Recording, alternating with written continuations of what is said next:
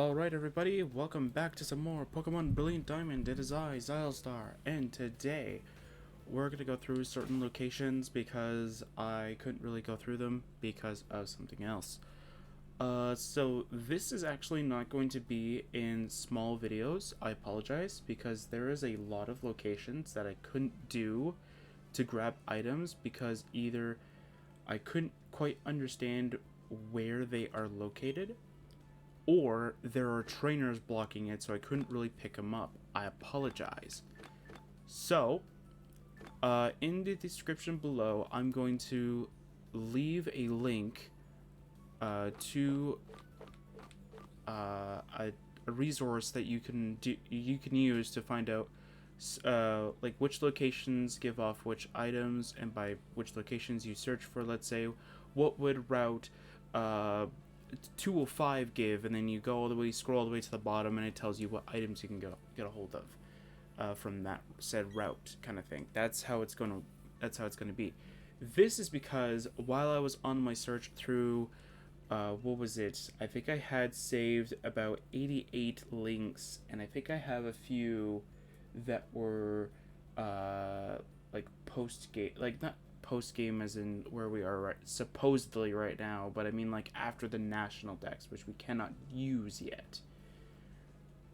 Let's see, how many links is that? 77. There was like 88 or 89 links I think that I had, and I have 19 more locations that I need to go through. You're probably going to notice a few things. One, Crooks and Munkai have new items. This is because I found them off screen. You'll also notice my money. Yeah, very quickly before we go and continue onward, but it's fine. Now I really want to find trainers, just so there's something to kind of do. So this is going to be a complete. It is not going to have any small videos in there because I am not keeping track of it. So the complete's going to have an extra like session here and like here and there kind of thing. This is only just to finish off the whole item retrieval thing. Let's see here. What are we doing? Oh, wait, I'm in the wrong location. I don't know why, but I thought I was in the right location. I'm in the wrong. So there was a bunch of locations that I had accidentally missed trainers that I didn't realize, and so I had to go back. I'm glad that I did the whole save as soon as I went to the start of the route thing, so I didn't have to go too far. But there are locations that I have missed trainers because it unlocked after you get a badge of some kind.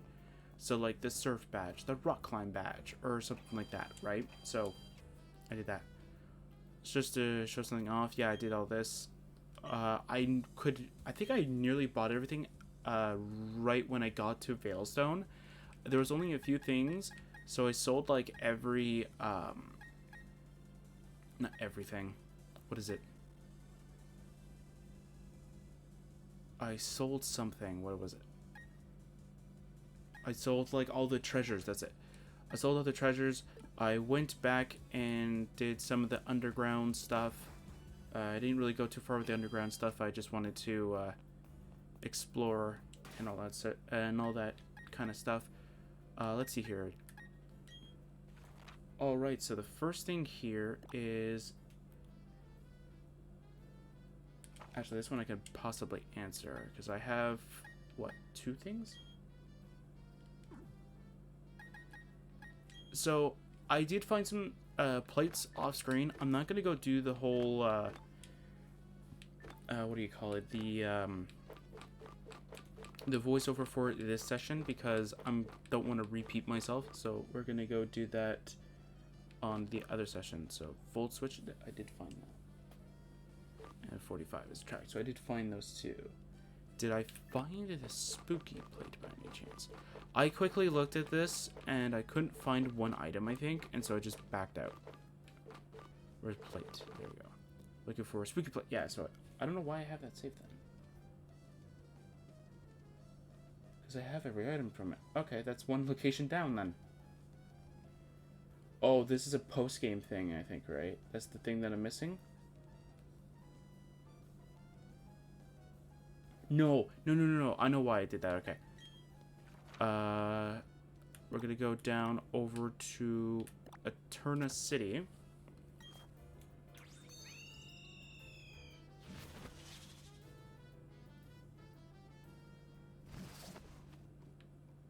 And we're going to go over here.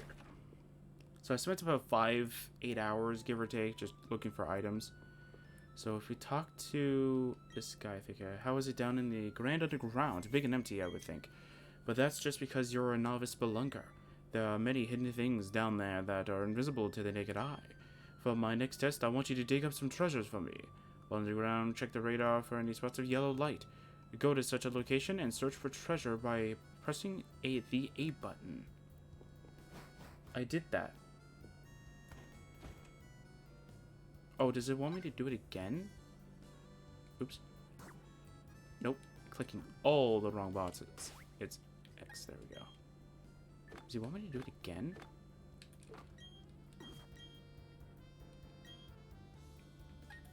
Let's go play them.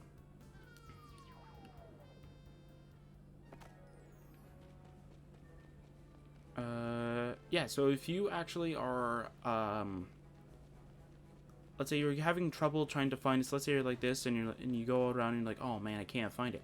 If you click R, just tap it, the right button.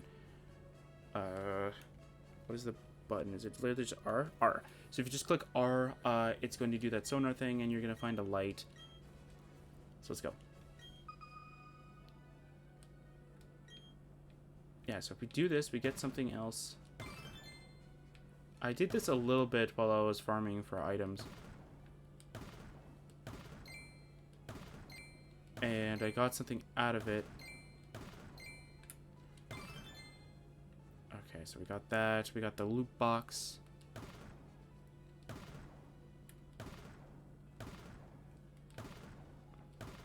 Okay, trying to find out. Not really getting any good luck here. Oops. And it comes rumbling down. The wall collapsed. We got a green sphere S. And I'm going to take a picture of this. The snowbox started to shine. Mr. Mine statue. Cool. Cool. Alright, so he should want to talk to us again now? Oops.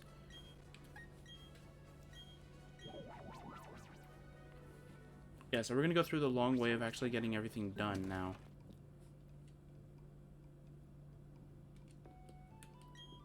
I see you were able to use your radar effectively. Well done, indeed. Here's your reward. We got the digger drill. This is, I think, the last item I actually needed. Dig in the walls of the Grand Underground to unearth hidden items. Treasure you will find will go straight into your bag. Spheres and special gems that can be exchanged for goods down there. Now, what should I assign you next? Did you say? Have you grown weary of repeatedly going back to the group? Well, it's not over yet. Next up is your secret base. That's right. I will teach you how to make your own secret base. All you need is that digger drill I gave you earlier. Simply go to the Grand Underground and use it. It will instantly create your very own secret base. So your next assignment is to make a base, man. Alright, that's the last item I needed. So we can exit that now. That's an endgame thing. I forgot about that. And this area. Why did I have this one saved?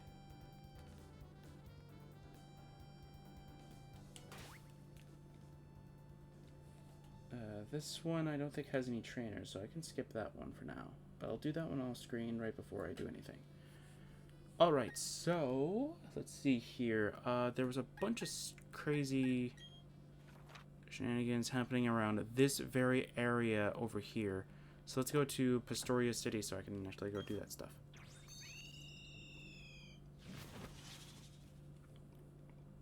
I know there's a bunch of routes. I just need to find out what route number this is. Because there's actually, I don't want to say a few trainers that I missed, but we didn't have access to Surf, and there's a bunch of trainers that can be battled if you had Surf. So, 213, that helps out a lot.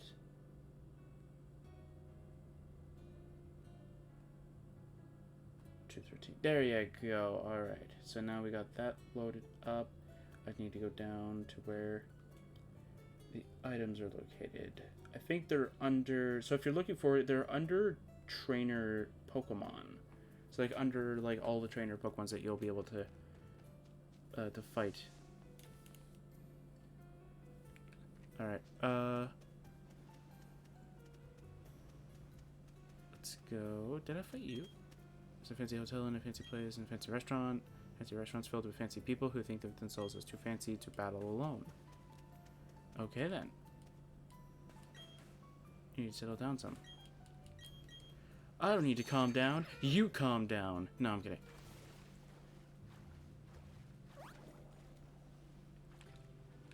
Is there anything on here? No.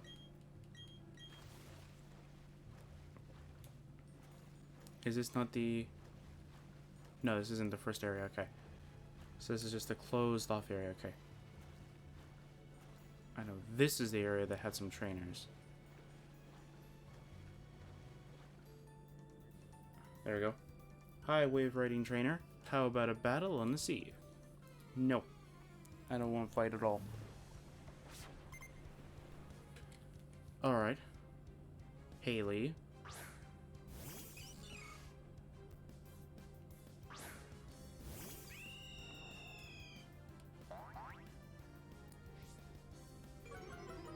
Alright. Aerialize.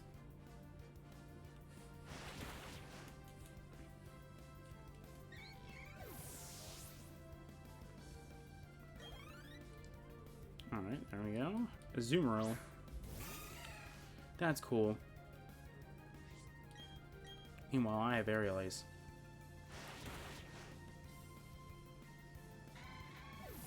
Oh, that was weird. Alright.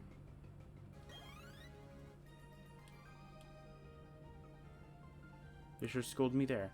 Yep. That was weird. Why did that happen? My monitor flickered. I apologize. Trying to look around, seeing if like something might have happened, but no. Alright, we got the sailor here.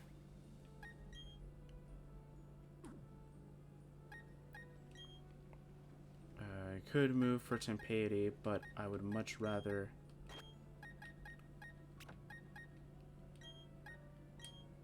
So you know what, I'm just gonna move you over here, buddy. Yeah, I'm just gonna let Ace Wing deal with trainers. Traveling alone, are you? That's impressive. How about we battle? You make it sound like I don't have Pokemon. Traveling alone. You're making a solo adventure with no Pokemon. That's good. It's like, what?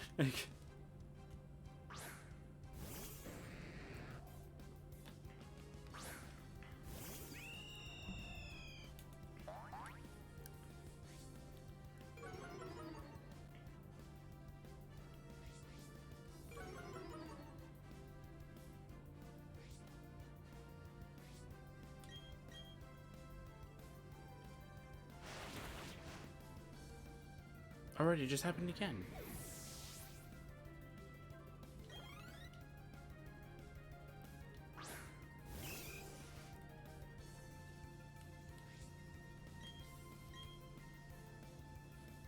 Okay, I just want to double check something.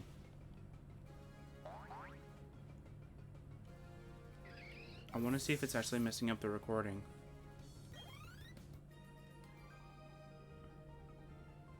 Very good, Pipsqueak.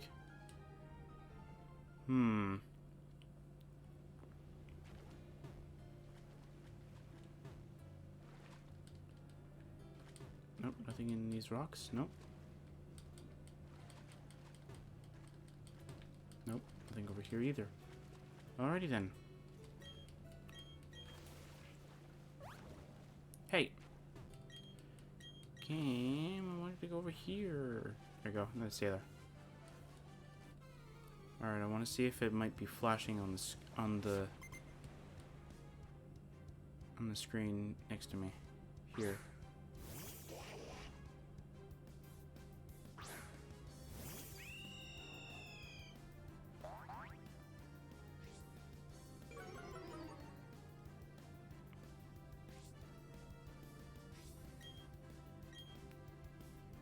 see here. I want to see if it's because my Pokemon are attacking. Okay, so it happened again. So is it anytime my Pokemon attack then?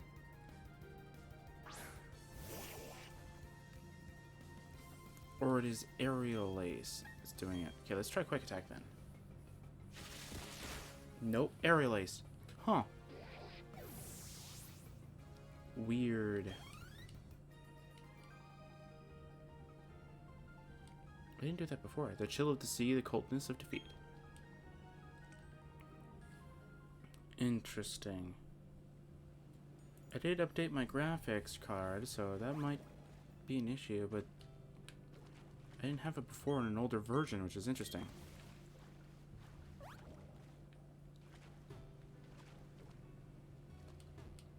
No, nothing over here. Alright, let's try and see if that rock all the way over there has any items in it. You never know, it might. There you go. Perfect. And nothing over here. Okay. There are some trainers, so let's go continue onward.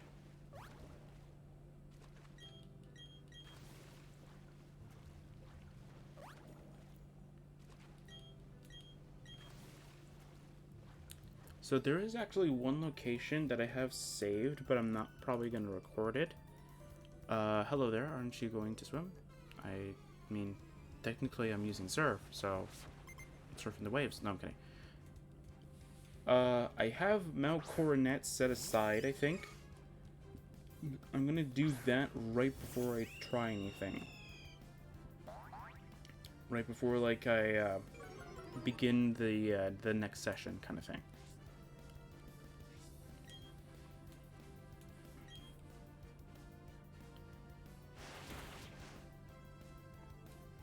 So there's that.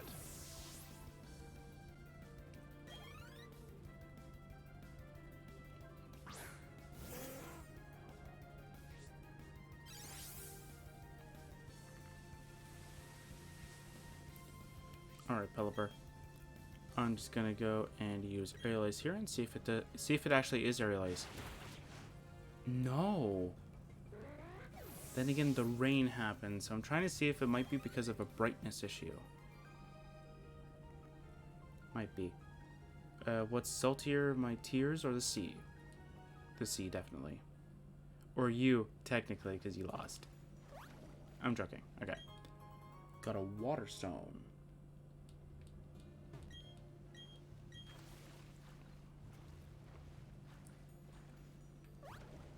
Alright.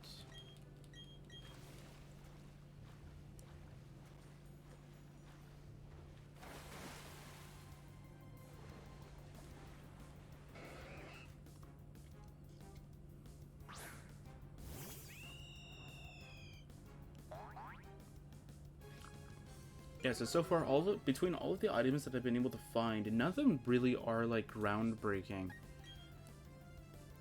Like, I did a little bit more research on leftovers. It says you can find a Victory Road, but there's an extra extension of Victory Road that gets unlocked after you get the National Dex. That's where the leftovers are located. Because I think we did a very, like, thorough search last time to try and find them. Oh, Ribbon Stickers B. Okay. So then you're a trainer then, right? No, okay. Thought you guys were trainers, that's why I didn't want to do anything. Check this out, Synchronous Carfellows and did as thanks for watching us. Take these. I got some stickers, nice. Alright.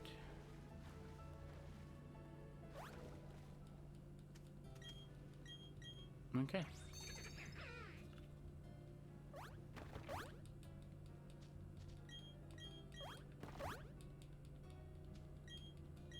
I'm gonna try here though.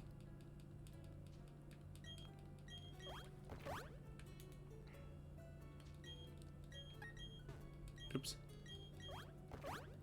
Yeah, so I might try and go after Mesprit off screen. I mean, I'm not gonna be trying to be mean about it. The reason why I want to do Mesper off screen is because, like, I know for a fact that if I were to, like, if I were a viewer, I wouldn't want to watch a bunch of failed attempts of me trying to do it. That coin toss app is why we ended up in this musty old sneaky suite. We're full up, but we managed to get us in here. We're finally alone, just the two of us. If you'd leave us, that is.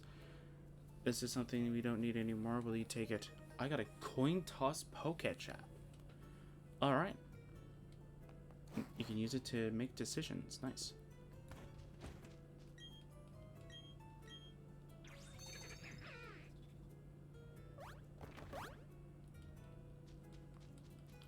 There we go. Okay, so I have a question. Do I need the national dex for this? I'd rather be in a pool than in the sea. The salty tang of the sea tastes like my tears after a hard day of work. Okay, so our team's still not technically battle ready, but I mean, we can try this if it's... Well, blow me over. You beat the champion. Now that's something worth writing home about. The name's Morimoto. I've been waiting for a strong trainer like you to come find me.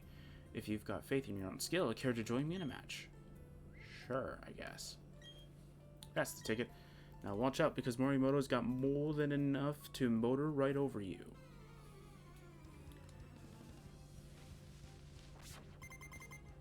Okay, so since we're at the hotel resort, might as well go there.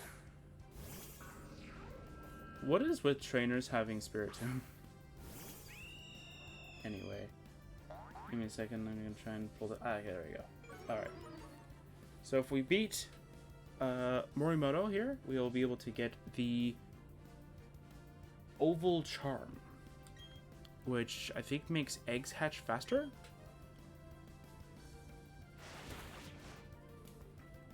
Oh, okay.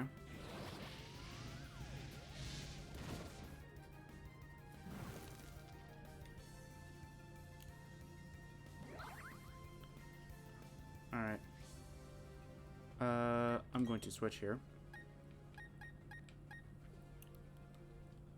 Going to go send in Dragulia.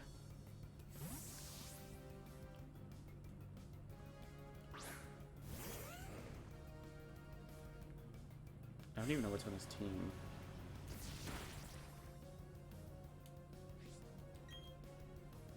Sword Sense.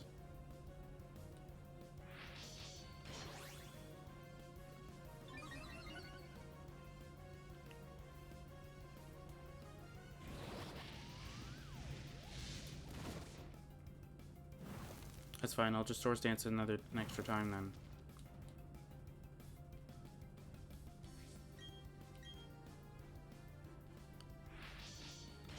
There you go.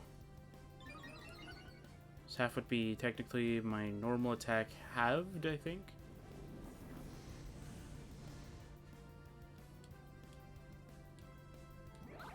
Okay then.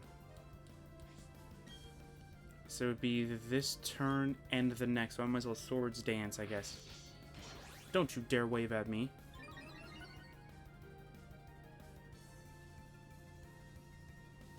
So now this turn. It should be gone.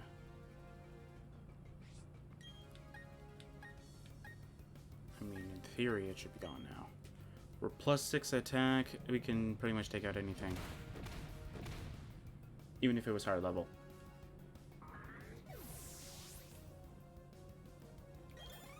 Well, I didn't go down, so that's indeed correct.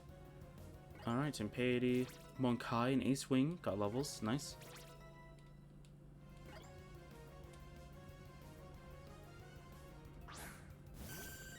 Vaporeon. I mean, I'm gonna heal. This I don't think this counts as an important battle, does it? I mean, you get the Oval Charm, but to me this doesn't seem like an important battle because it's not a part of the story. I mean, if this was like a rival or something, it would make sense, but this doesn't seem something like that. It just seems like it's like an extra optional NPC just to get extra experience kind of thing. Like, that's what it looks like to me. Well, we could have killed.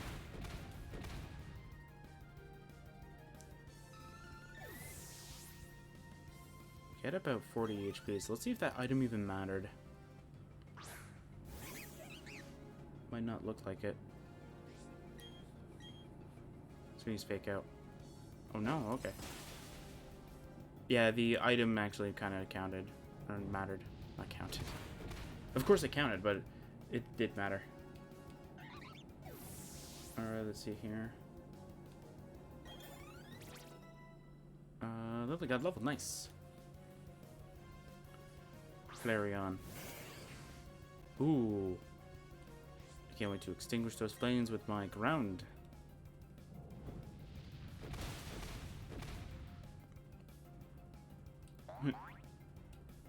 That was a weird zoom in. Okay.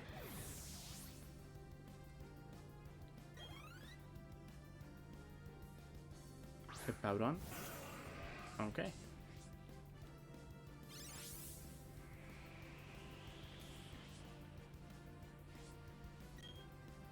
Alright, earthquake.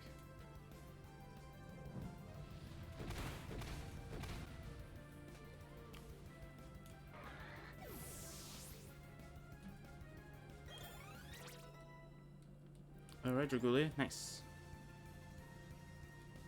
Jolteon. Jolteon will outspeed, but I don't think it has much that can hit us. Shadow Ball?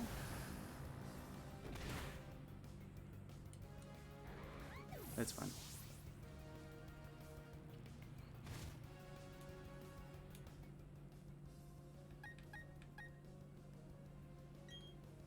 Alright, Monkai. Time to take this Jolteon down with your Mach Punch. See how much damage this does. Decent. Trying to give me a status condition. That's fine.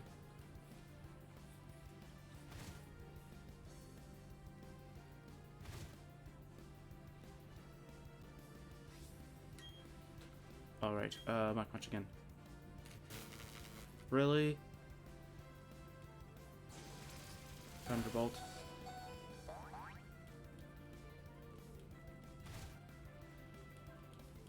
Can you just break out of... Come on, Monkai, break out of the paralysis. Yes! Nice. Flame Wheel. Oh, I thought we might be able to... I don't know why I thought Infernape would be able to outspeed the Jolteon, but I did. And then we paid for it. Crux. The MVP, if you will.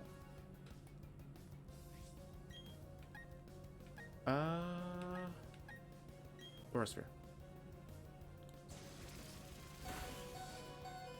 Oh, nice job, Crux. Aurasphere.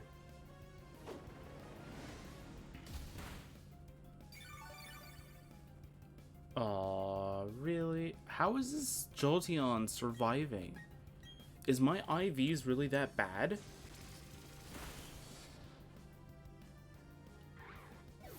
Are my IVs really that terrible?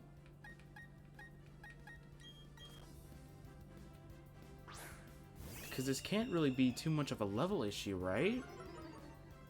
Like, we're just so close that it just seems like our stats are too low in comparison. 65 from, what was Crux? 63? 64? That shouldn't really matter too much. Alright.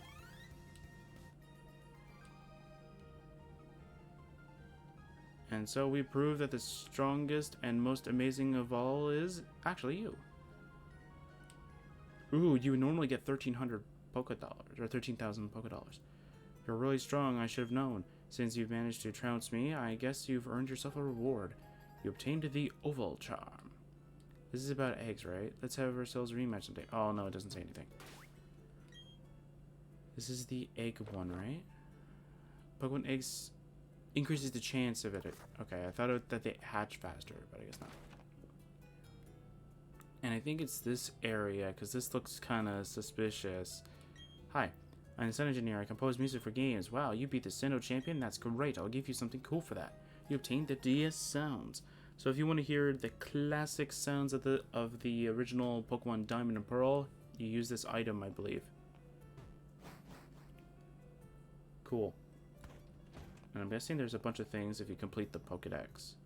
Actually, let's see here.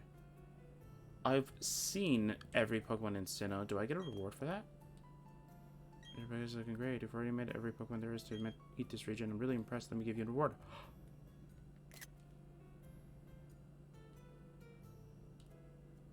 Okay. I've taken a picture. But I need the... Is it a shiny charm or is it something else? Congratulations on completing your Sinnoh Pokedex. Now keep on collecting even more Pokemon. I got a catching charm, yes! This, I think, increases the rate of crit caps. Catching charm in your bag's key items slot. Nice.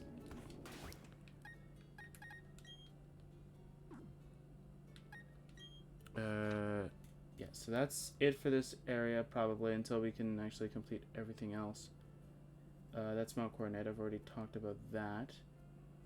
I don't know why that's there. Orbert Gate. Yeah, this is the one that I saw. This is the one that I know for a fact that I was actually I was very surprised that this was even a thing.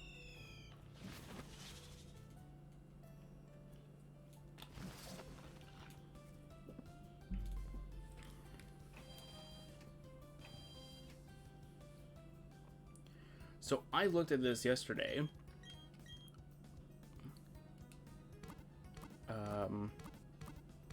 While I was waiting for the first session to be edited and all that stuff. And I was surprised because I didn't actually... Because it told me that there was no items in this area. And lo and behold, the next day, here it is. They now have items. So it's weird. So, we're going to go in here. I am going to go into the bag. And I'm going to go and click on...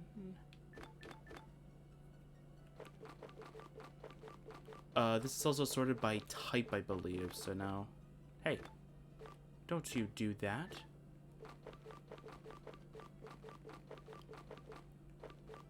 Especially when I'm clicking up on the D-pad and not even... I didn't even use this... use the joystick.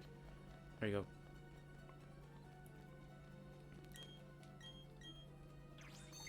So if you actually rock smash this, you can find some items in here. And the reason why I wanted to do this part on screen is because there is trainers past here. That NPC above there, like that's above there, is to teach you about these little ramps. That's what those are.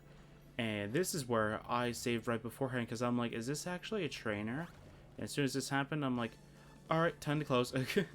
I'm a veteran, yes, but don't you dare treat me like a senior citizen. Alright. Alright, so there's two things there. Alright. Ryu, alright.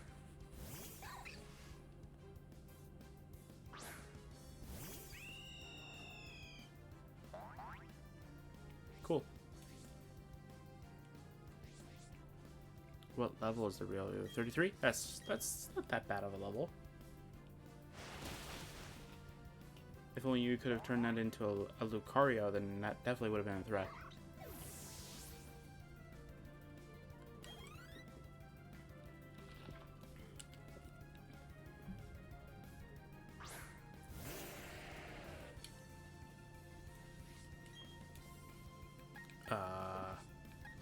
To switch into Tempaity.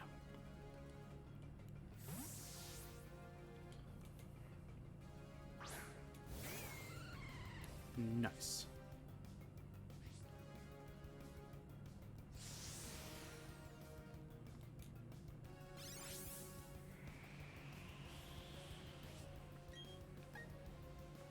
All right, flash cannon.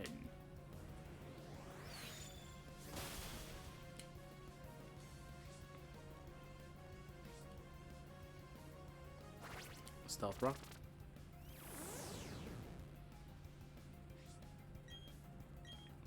Flash cannon again.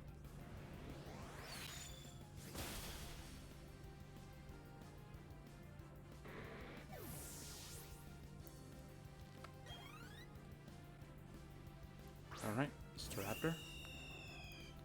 That's easy.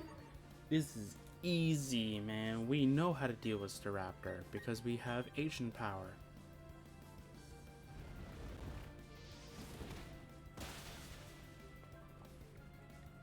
Yeah, so I've already collected most of these items. There's only 2 here that I have to actually have to collect. Alright, Tempeity. Nice. Got a level. So much skill for one so young. Okay.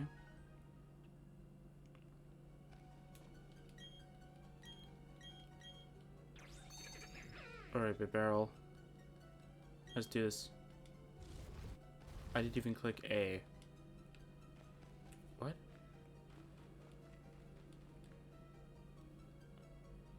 Oh. That was weird. There's an engraving. Watch the next session if you really want to have some narration on that. As I said, I'm not going to do it on this one because this one's only going to be like a special thing for people that watch the sessions. And we got Focus Punch, nice. And that's all that. Alright, that's everything in here.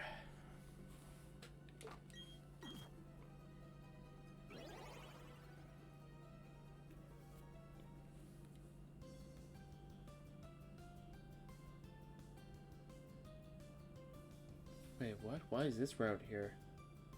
I feel like some of these, like, ones that I saved, I might have skipped, like, over one item. Or something, and that's probably why I saved them, because I can't get it yet. And I'm just not remembering why I set them aside.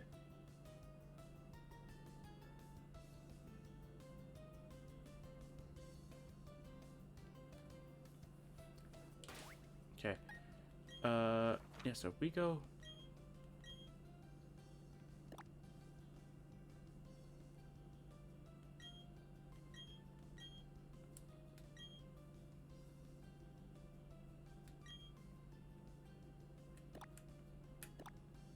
Oh, okay.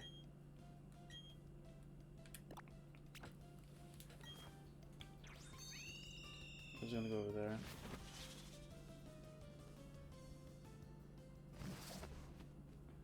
What is this area for? And I'll just heal over here. It's fine.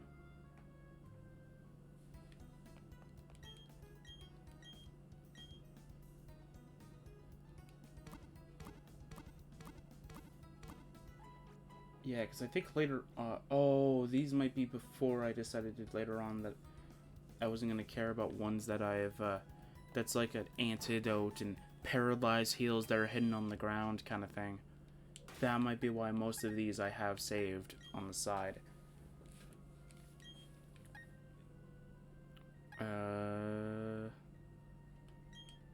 What? No.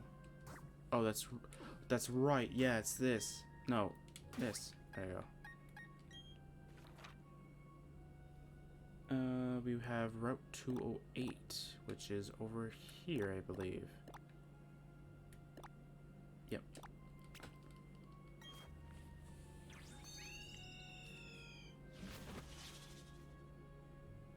So that might be what the other 2 locations are for, minus Mount Coronet. Mount Coronet, I just wanted to double check. But it was the last one that was on my list. And then I completely forgot. Alright, so let's see here.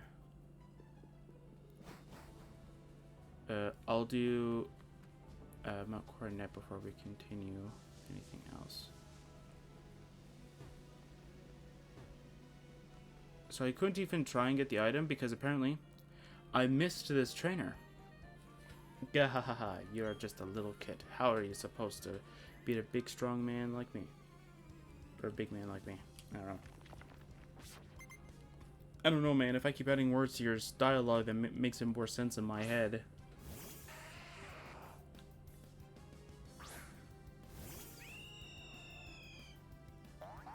Okay, now in theory, it doesn't really matter if I'm using Aerial Ace on this guy.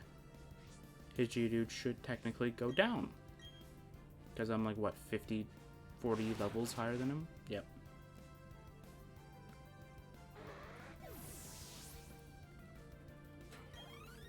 There you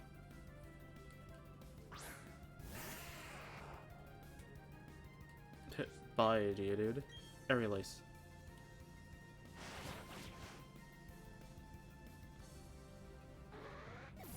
Yeah, so all the post-game area, they don't have much information, so I don't really want to do that area.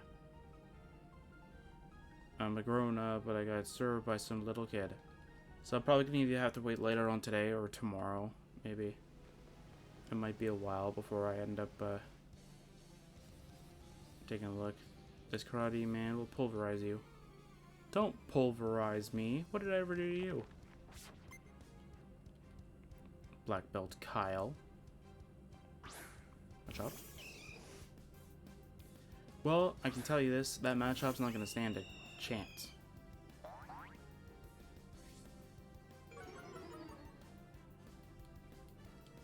It ain't standing up for too much longer. Aerial Ace. Boom! Machop is down for the count.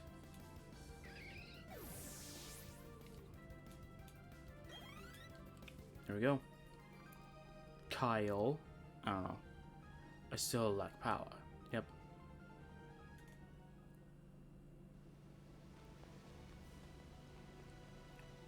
Oop. Item. X speed. Nice.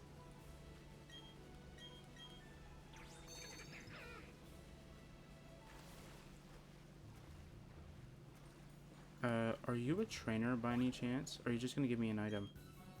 Yeah, I'll haul you up and down. Please don't. Fisher Cody.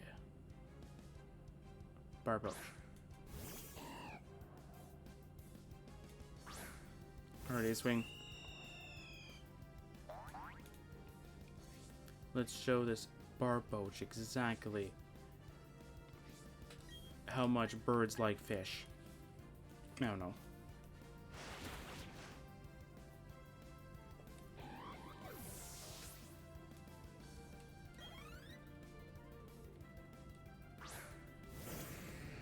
Okay.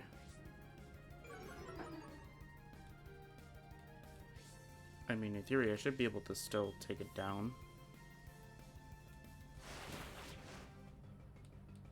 Yeah, because I was going to say, when we were on the, what was it, the Iron Island? Or was it the Iron Island? I don't remember. I'll have to take back the footage. My favorite word is restraint, especially in battle. What was it? We were like 10 levels under an Aerial Ace was almost about to kill. And even that's after an Intimidate, so it would be very weird if a level 30 Gyarados lived. Because that would be very, very suspicious. Ooh, there's an item over here.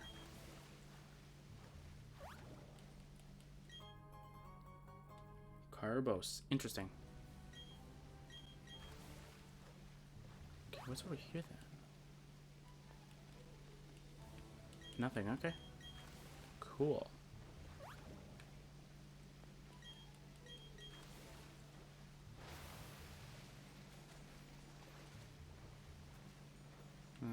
Let's try over here then.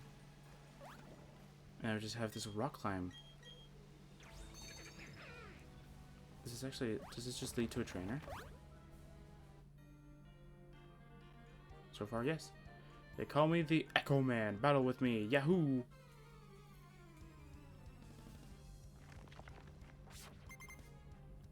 Alright.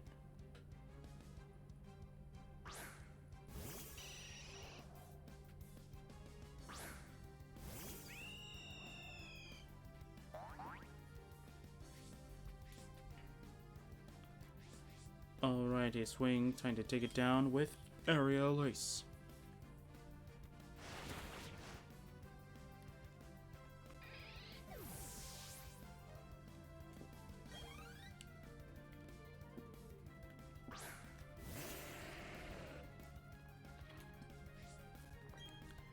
Alright, I realized again.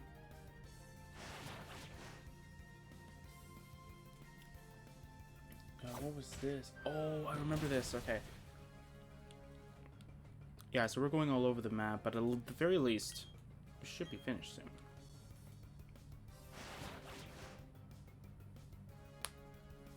Ow. Okay.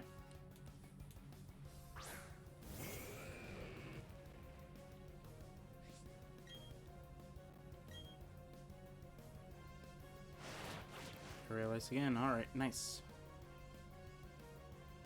The sand tomb. Alright.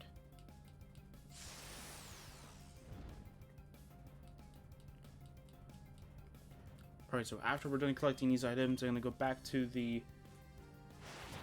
Excuse me. I'm gonna go back to the other locations that I may have missed. Or the ones that I'm very, like... I don't want to say skeptical about, but like the ones that I have saved here. Oh, yodelay. So the ones that I've saved here. So I have Fuego Ironworks saved for some reason, and Mount Coronetas, I just want to take a double back and see if I might have missed an item. Oh, iron.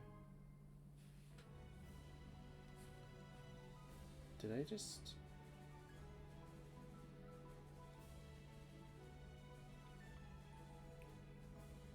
Alright, so that's everything over here. Check the town map. Oops, wrong button. Let's see here. Okay. We need to go to Route 210. Of course. Alright, so we need to go over to Celestic Town.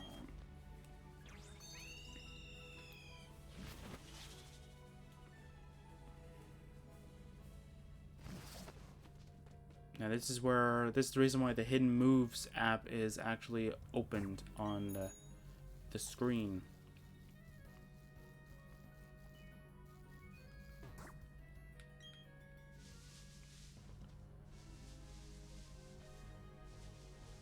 Because of this area over here.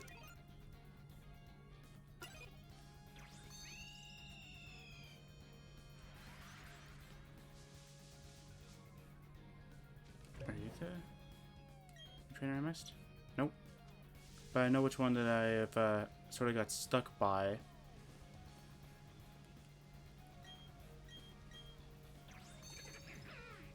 And that's the one that's all the way on this corner. I didn't realize that this was actually a trainer that I missed. Don't be shocked when you see my Pokemon. I thought that this guy was supposed to be like, just like a random dragon tamer looking guy. But I was wrong. A Gibble? Why would I be surprised or shocked about your Pokemon? Alright, Intimidate.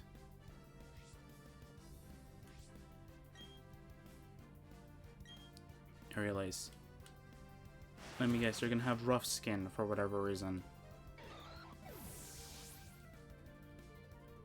No, okay. Oh my gosh. Yep.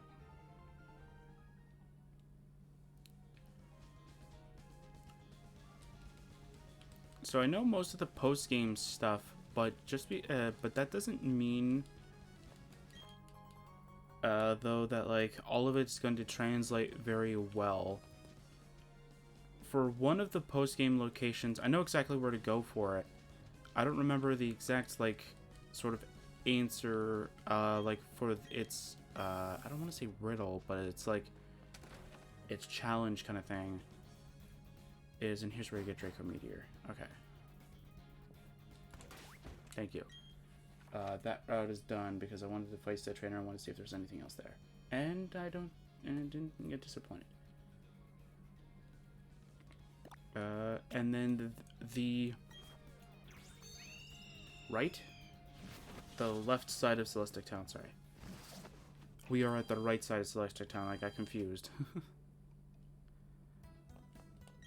I'm just gonna heal just in case. Sorry, I got confused.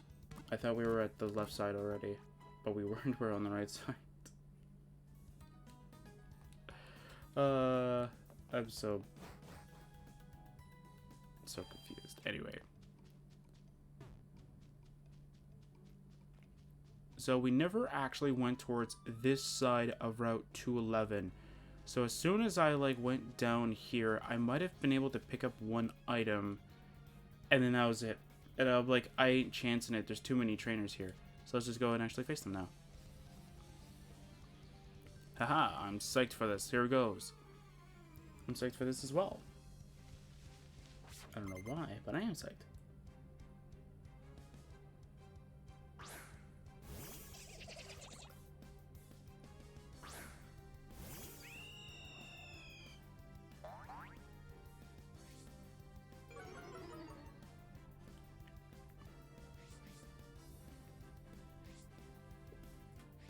Oh no, wait. Okay, so this is the area for this. This is for this area. So the only ones that I have actually, like the only items that I've definitely, I can tell you right from the beginning, that I skipped over or that I kind of just not glossed over, I guess, but I kind of just voluntarily skipped, are the berry tree location of the items, because they're self-explanatory. You can actually see them, so there's not really any point in me actually just going like, oh yeah, I got every berry tree. But I think knowing all of their locations is probably something that's really good. Air relays again, E-swing. This is going to get up my money a lot, so that's good. That's good.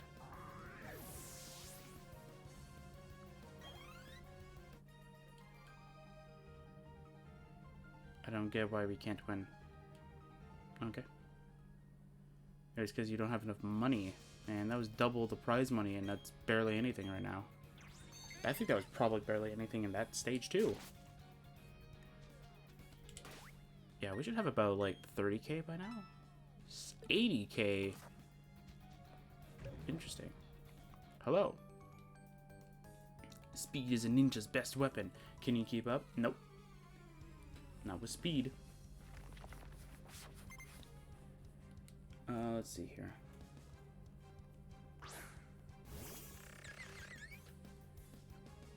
Yeah, so for me to be able to finally purchase out all of the customization options, I think what I did is I went back to the Pokemon Mansion. I was buying, I was beating up a bunch of the rich kids in front of it. Then I found out that the old couple that's right next to the gate gives more money.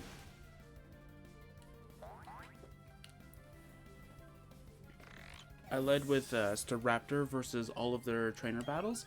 The rich kids were giving me, like, what was it? It was like 6,000 Poké Dollars, I think, or something around there. And the old couple were giving me 11,000 with an amulet coin.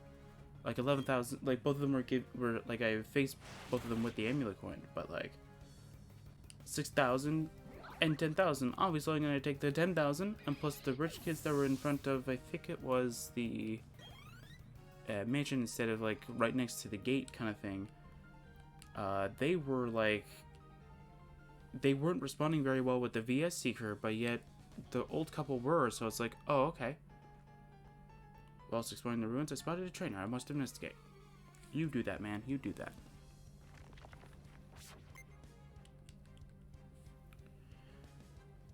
Bronzor?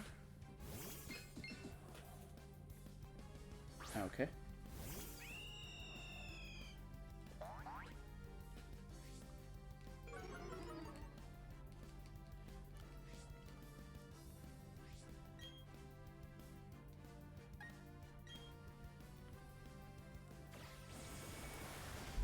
Alright, your turn.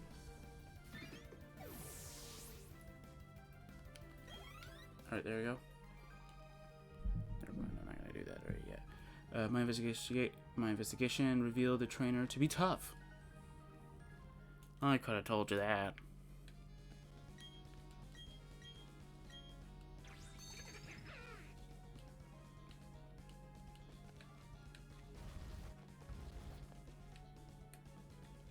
Now you're not gonna be able to reset to your spot anymore, buddy. Ha ha ha ha. I'm strong, I'm strong, I'm strong. I'm strong. I'm strong. I'm strong. I'm strong. I'm strong. Am I really? No, I am strong. I'm strong. Okay, I'm all good to go. Wow, you startled me good. I think you'll understand what I was doing when you see the move contained in these TMs. Is it strength? No, I'm kidding. So how that move works without getting too technical. Let's say your opponent raises its defense using Harden. Your Pokemon can use Psych Up to get the same defense boost as its opponent. Basically, your Pokemon gets the same status boosts as its target. Oh, okay.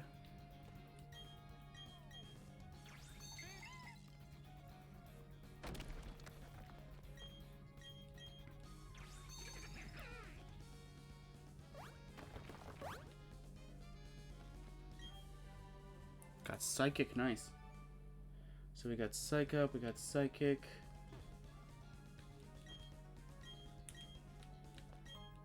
There you go. Ooh, nice. I was wondering if there might be an item over there, and I'm like, ooh, nice. I go everywhere with my Noctowl. We're gonna show you our best. Not funny.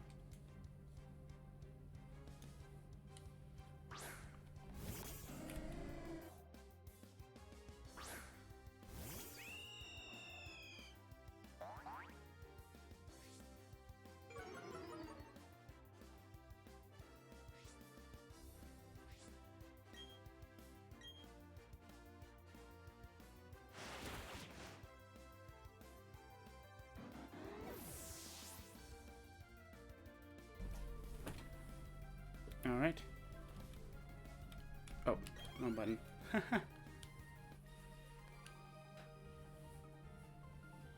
We did our best. That's what matters, right? Sure, why not?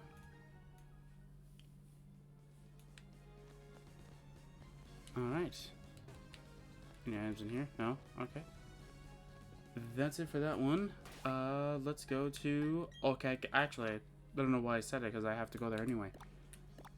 Well, I have to go towards this area specifically. But I could show through this area, and then I'll just quickly walk over there. It's fine. I'm sure it's fine. How long? Almost an hour. That's not that bad.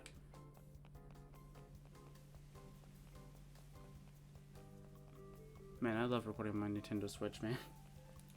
I can Alt-Tab without any problems, and I can still keep track of the recording, and plus I can also use it as like a second screen if I really need to. See what's going on. So it has like a dual feature kind of thing.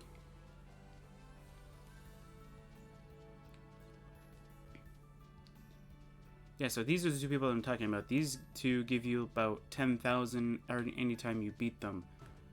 I want to see if I was right about these two. There we go. Oh, I'm delighted. Yeah, you're delighted to get a rematch. That's cool. Melissa.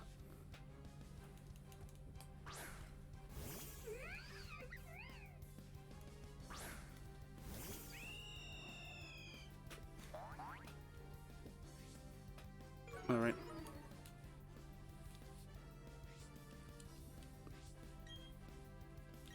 I realize. Unless they're actual like money giving ways or like improved after like every gym badge kind of thing.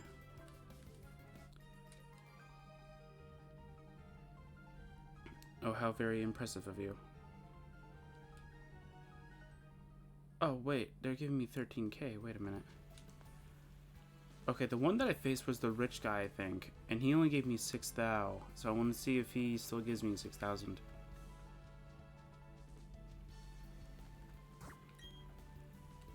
Isn't charged enough. Really? I mean, I'll take another 13k. I don't know. I'll take another look again. I'll definitely know for the next session.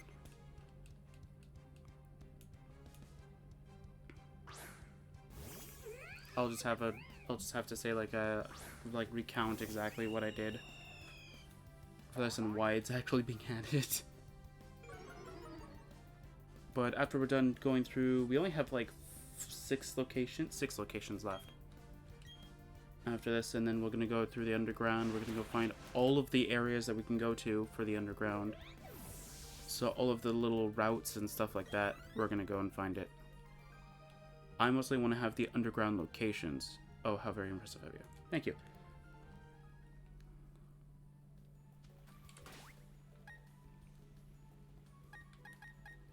Yeah, we need to go over here. It's not too, like, if we were to go where we were, it would take longer than if we actually go to Pastoria City.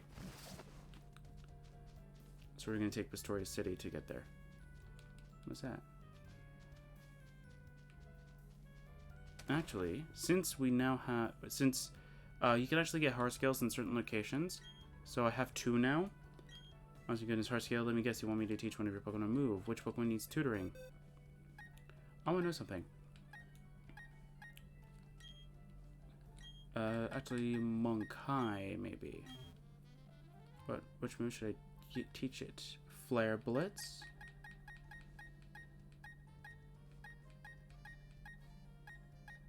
I don't remember giving it U-turn. Yeah. No, I didn't want to. I just want to see, like, Monkai's moves. Don't just back out, go like, ah, yes, you didn't want to learn anything? Good. Let me just leave.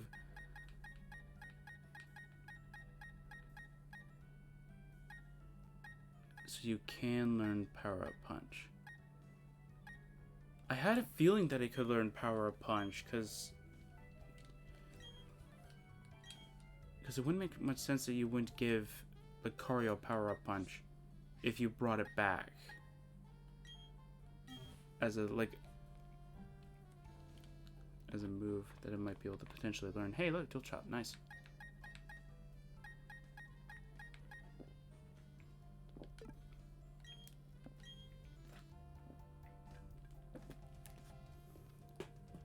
Interesting. Driglia can't learn any moves. I'm actually kind of surprised by that. Alright, Lily, what can you learn? I won't be surprised if Toxic Spikes is among them. Yep, I'm not surprised. Wait, you could have learned oh, that's right. Yeah, you could have learned Toxic. Oh, I remember that. Heart Scale. Yeah. Tempady. I just want to see. That's not a lot of moves. Alright. Yeah, I want to see Ace Wing. And I want to see Dawson for a second.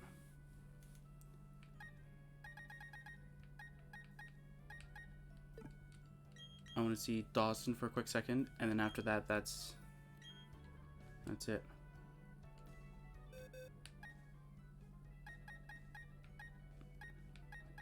Go down here. Okay, Dawson. Can you learn anything good?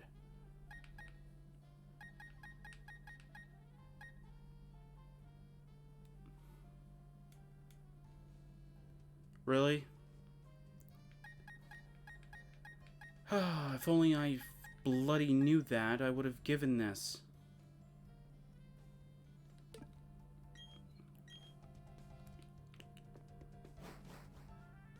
Well, now I didn't know. I'm disappointed that I didn't actually do this. But then again, we didn't find heart scales during the entire journey, so I don't really see too much of a point in me just being angry now that I didn't just look at a different route.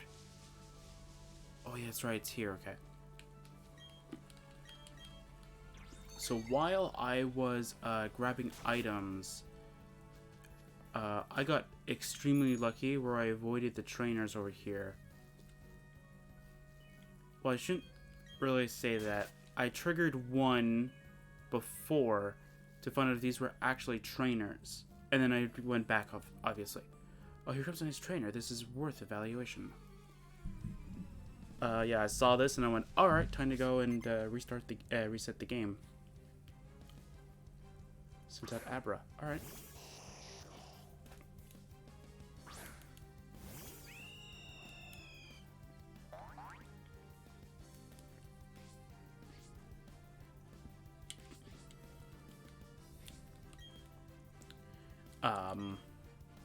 Okay. I don't think we need to go over here because, for 4 items. I might have already picked them up, but I'm gonna double check anyway. I think I picked up the items you can get in this little, like, corner area. But I will check anyway. It's only gonna be like a brief look to see if there's any items. I'm not gonna look for any hidden items.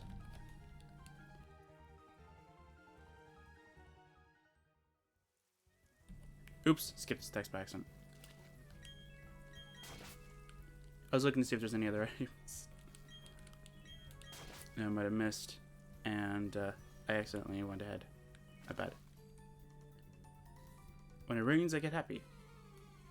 Yeah, because I avoided you, definitely, because I thought that potentially you were a trainer.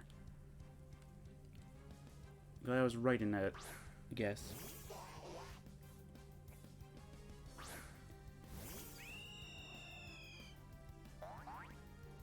I don't like that they've paired... I don't like this area paired whatever you get in this route for the house. Aerial? Yeah, aerial ice, why not? Like, there's a merchant here that trades TMs for items, but they pair it, but whoever made this page paired it off with the items you can find on the ground. So it gets very confusing. Oh, I skipped in another text. Dang it, man.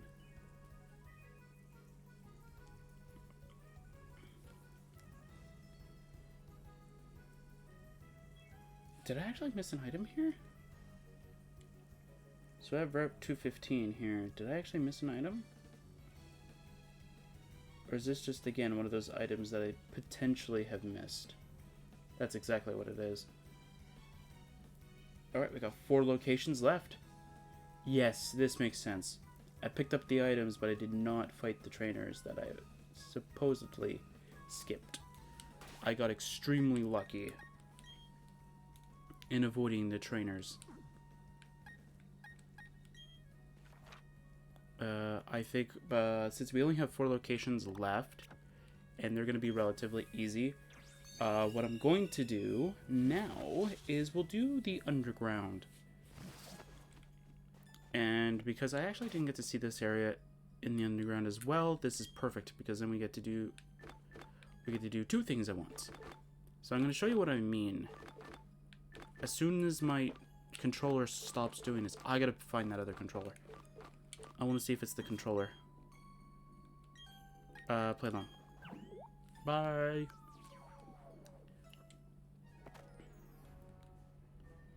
Alright, so all of these question mark locations, I want to find all of them. And have them, like, be discovered.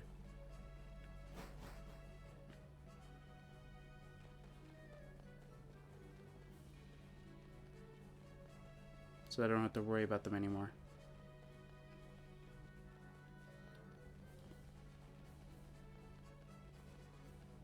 So that at the very least now, if I want to, let's say, get a Pokemon. I wonder if the items you find in these areas reset, like, after 24 hours. That'd be kind of interesting. There you go.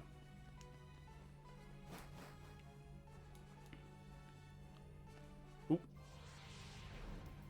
I didn't mean to do that. That's fine.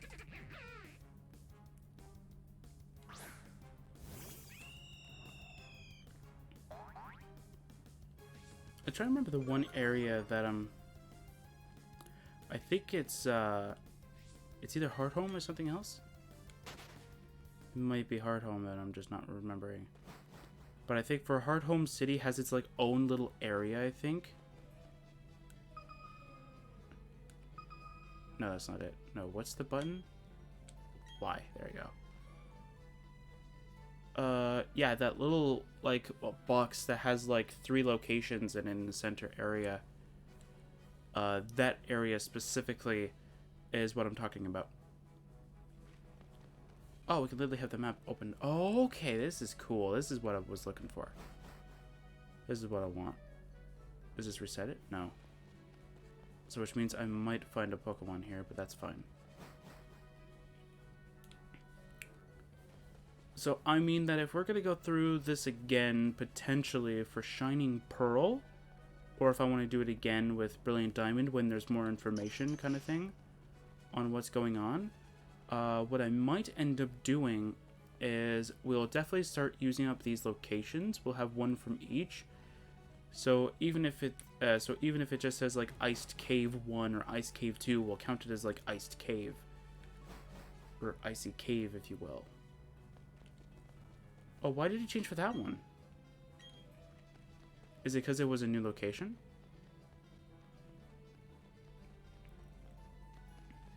The reason why I want to find a lot of these locations is because I did a little bit of research for Pokemon that I might potentially want.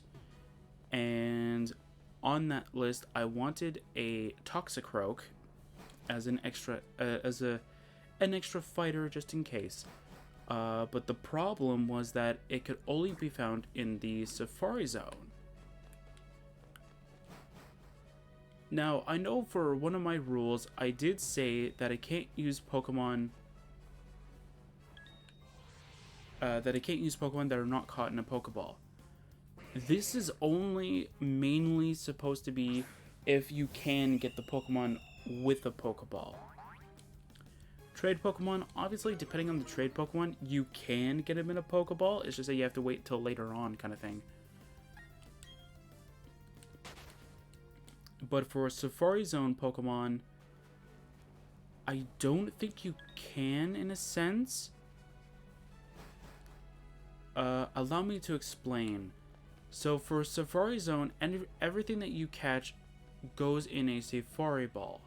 How it normally supposed to work is that you're literally going to get a Pokemon that will literally have a different Pokeball.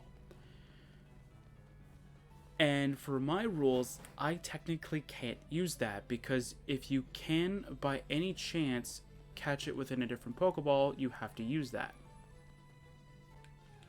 No, I don't want Mr. Mime. There's a gas over here. Nice. Is there anything else over here? It's a giraffe array. That's kind of nice. Yeah, I'm not really getting anything over here. Alright. Actually, now that Gengar, I think, has Shadow Tag, I think, as its normal ability. Or is that its Mega? I forget.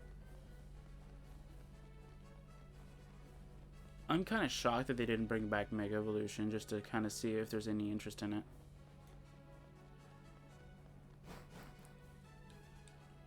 Or, like, add something else that's not, like, Mega, but... or anything like that. That's kind of interesting to me.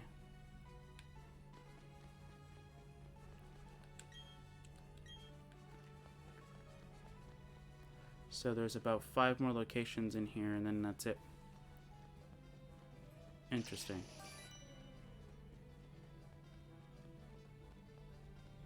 I don't know what happens if I find all 40 of them, but I don't really care. Okay, so we need to go across here then.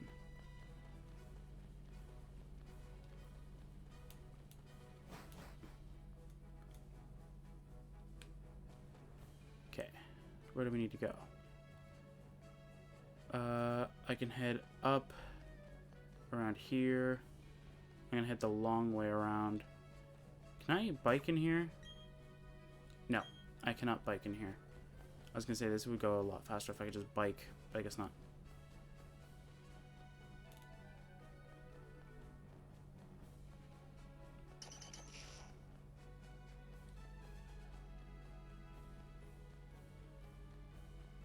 Okay.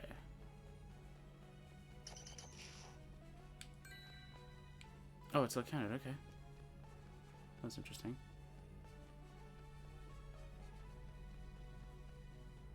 Now we just need to go over here, I think.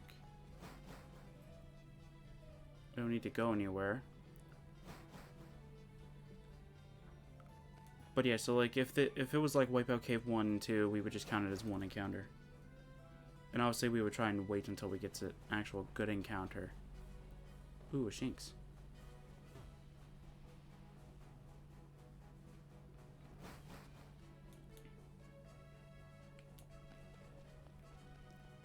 Okay, we're gonna go all the way down here.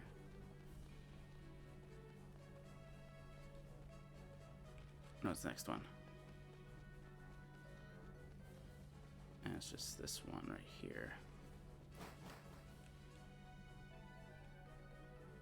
Cool.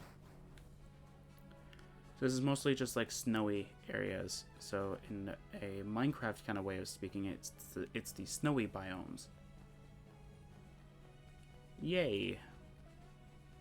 Or it's mostly snowy biomes. Ah. I remember you guys from Sword and Shield where you guys were like insanely quick. The fastest Pokemon in the West right here. I think you couldn't outrun them. I think you had to like literally use your bike to get out. They're getting higher level. The Bibarel we accidentally found was level 58. They're slowly growing by 2 levels each. What is going on here?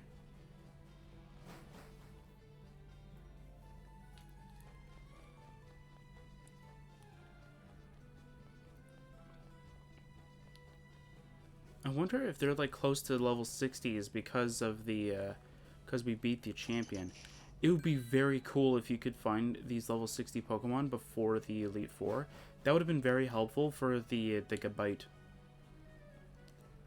Oh, what is this? What's this location called? Glacial Cavern. That's a Snover. It's not really what I'm looking for. If there is a Pokemon in here that I'm looking for.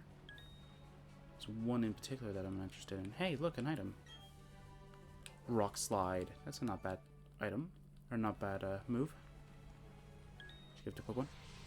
Really, Mr. Mime? I'm actually very surprised that Mr. Mime runs to you. I would think it would be like standing still. You know, trying to pull a Mime act. Because that's how I would think of it. Trying to pull like a little Mime act, like it's just standing there going like, yeah, I'm creating a wall for you not to be able to pass through.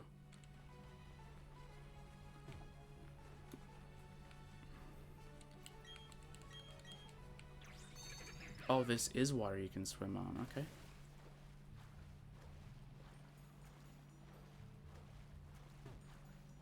I mean, I'm not surprised that you can swim on it. I'm just surprised that it's even allowing you to. It's like ice cold. You're gonna freeze the hidden move Bibarel, man. Yes!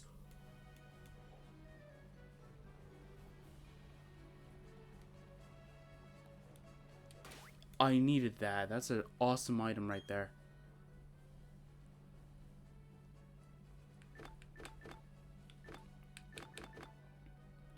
Where is... Yes, give it to Pokemon. There we go, Dragolia will have it for now. That's awesome. And just double checking, that's everything for this location. Like this area, so to speak, right? Yes. We have a ton of areas to go through for the rest of the spot. So I'll go to Oreburgh for that little corner area. Actually, Oreburgh doesn't really have much. I think I have to start at Sandgem Town and kind of work my way around, maybe. Which should be easy to do. I'm trying to think what that south area is. The southeast area. Like, I didn't find it yet, but I'm trying to figure out why.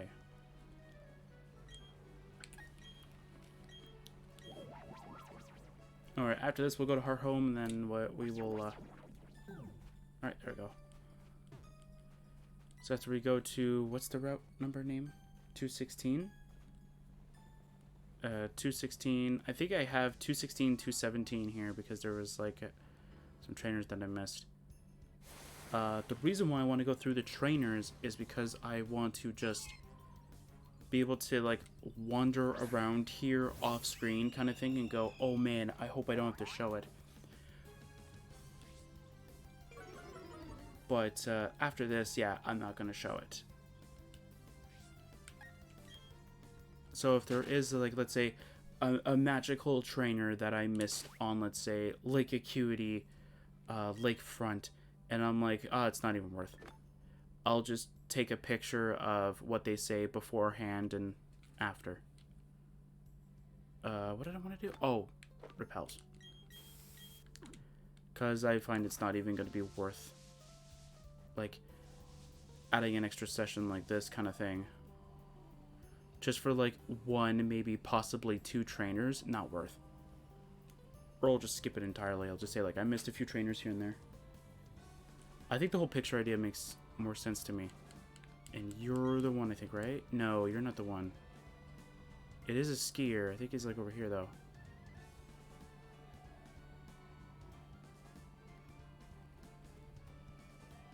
You're the one I'm thinking of.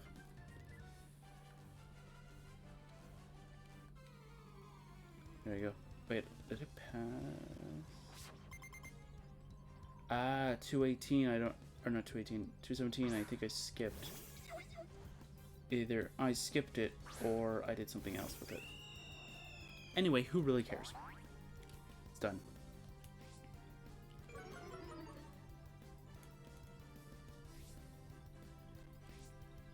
Alright. Aerialize.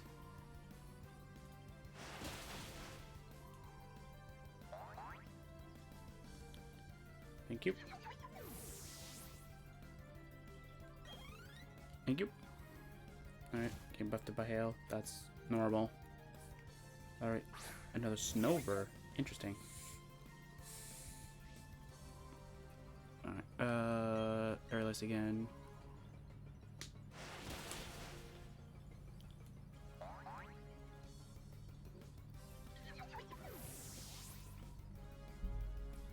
Nice.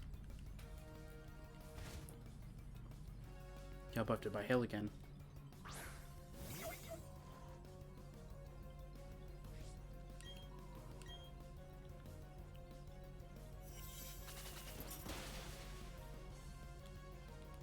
I like how this Snover tried to use priority on me.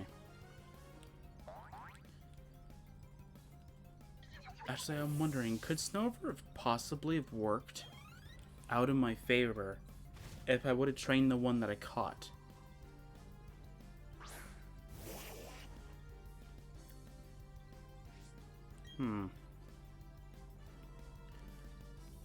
But then again, dark typing would have also helped out too, because it would have been as a backup against, what is it, Lucian?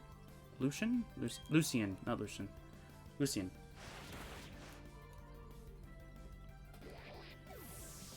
And in case anybody is actually making fun of me because I'm pronouncing it as Lucian and it's not actually supposed to be pronounced that, that's how him and his family have pronounced his name, so don't blame me.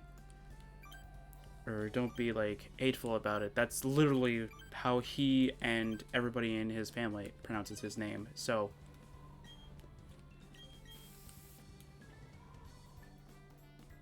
So, yeah. Let's see here. What? Okay, where was I that I got stuck? Not stuck, I got, I found the trainers. Is it up here? It's either this or it's the stairs. No, it's gotta be this, because this is after you beat the 7th gym. Yep. So, I actually got to skip this guy because he actually turns to the right. He actually gets turned into... I'm trying to remember if he turns to the left at all, but I think it's the right. Turns to the right, or he faces center, so I got to skip him. And by the time I saw that skier, I was like, okay, now I need to worry about this area. So I saved, and I was able to sneak on by, sort of like a stealth kind of character kind of thing, like Solid Snake, pretty much. I don't know, the only kind of stealth character I know of is Solid Snake for the most part. That's why I keep referencing it.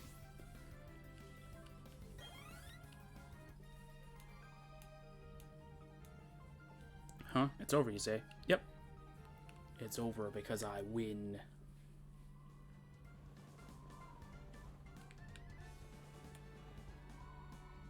I'm surprised that he didn't... The skier guy hasn't even found me yet.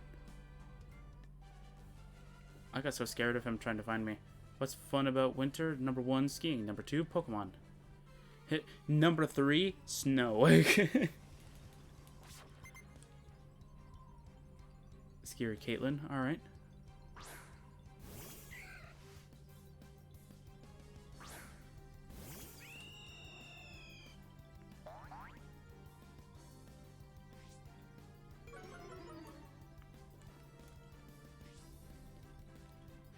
Yeah, we're gonna come up with a great strategy. It's called aerial acing everything. What an amazing strategy.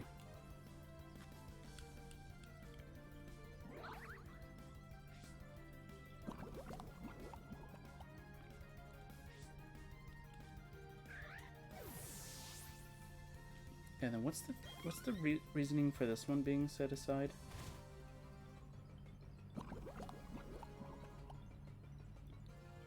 It might be for items, but I think it's just for the fishermen, isn't it?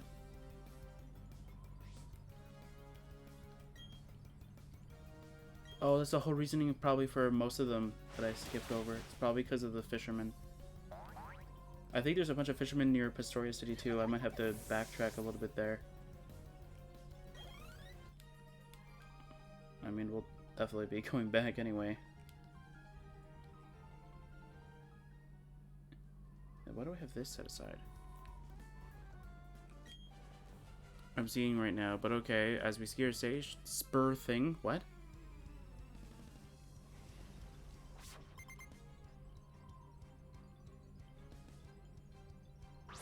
Okay, I don't know why Veilstone's here. Maybe it's just a... Okay, well, I don't know why I had Veilstone set aside. I'm just gonna go and exit that. And this thing, yeah. I gotta go check that entrance that we went through, see if we picked up every item. But there's actually the other entrance that we could have done earlier, but we didn't. And that's the one that we're going to be doing, and I think that's it for that area, I think. Alright, Tempe.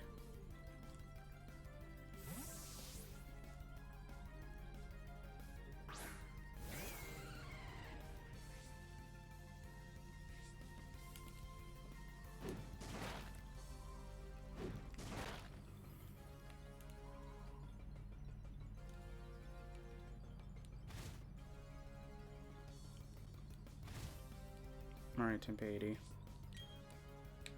Flash cannon.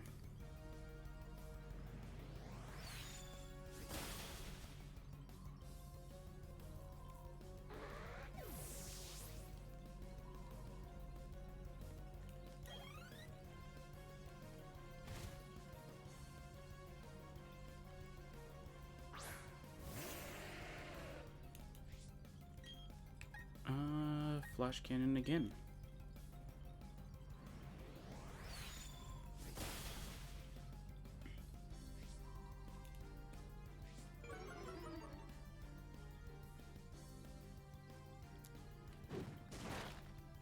In case anybody is actually wondering, I'm going to try and do, what is it, Pokemon Legends Arceus release day. I don't know if it's going to actually happen. I want to say that I will, but it depends on how,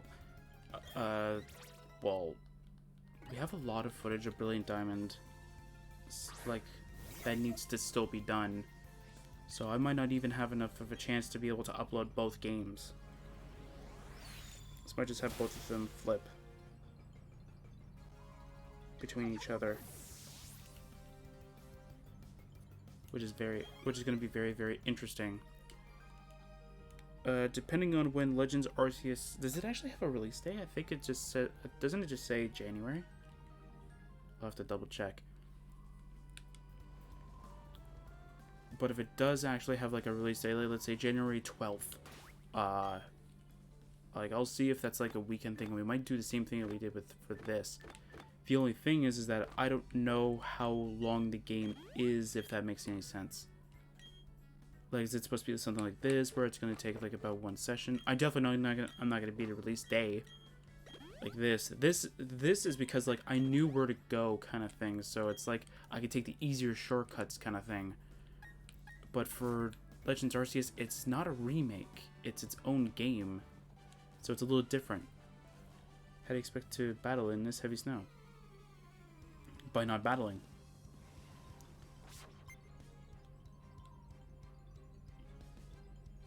Staravia? Okay. Yeah, because let me try and... Yeah, because if it's like... Actually, I can find that out.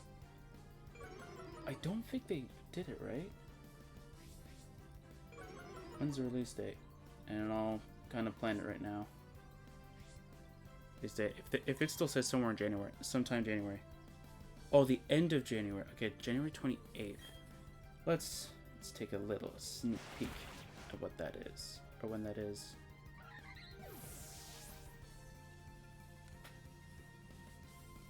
Same kind of time. Okay, so I could possibly do the same. I don't know. But the winds of victory shifted. Yep.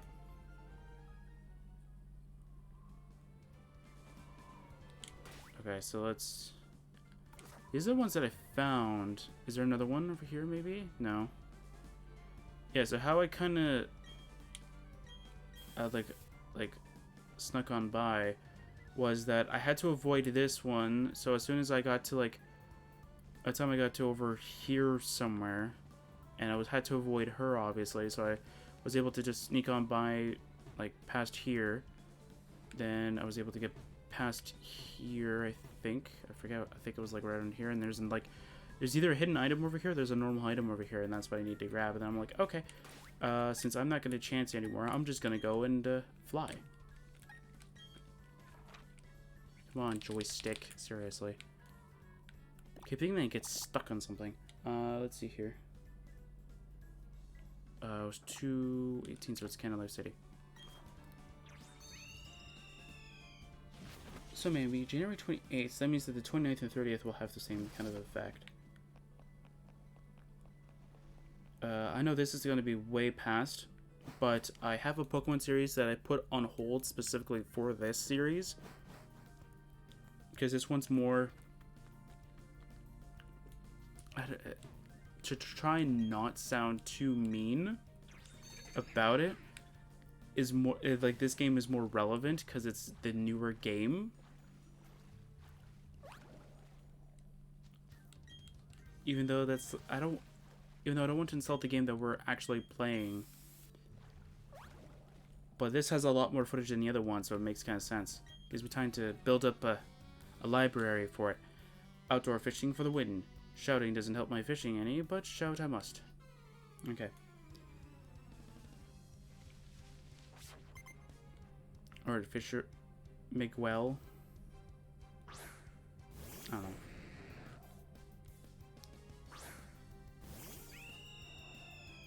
I like how for people, like, I like how Google, for some reason, says, like, the release date, and it says, people also search for Pokemon Brilliant Diamond and Pearl, which makes sense. And then Pokemon Diamond and Pearl right next to it. It's like, really? People really search that? Like, interesting. Okay.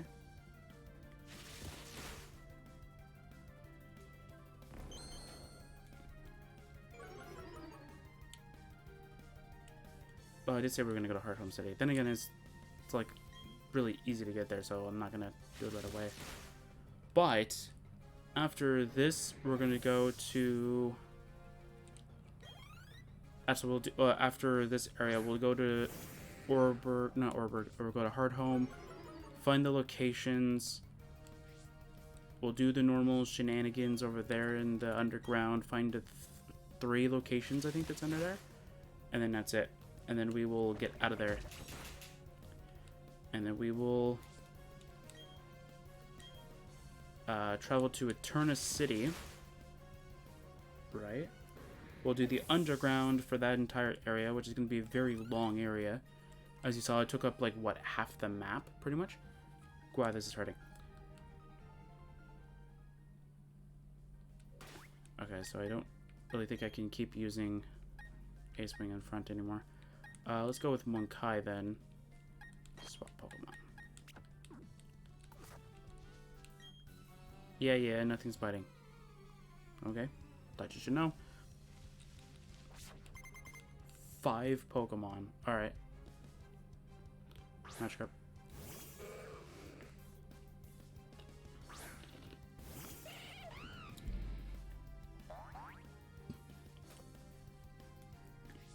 Alright, let's see here. We're gonna go with, Mach Punch. And that's fine. Yeah, so let's see. Let's try to wrap my head around the game plan. So we're gonna go we're gonna go Hard Home, finish off that tiny little area. Then we're gonna go to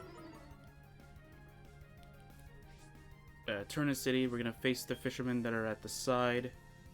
Then we will backtrack to the 2 Wayward Cave locations, I think.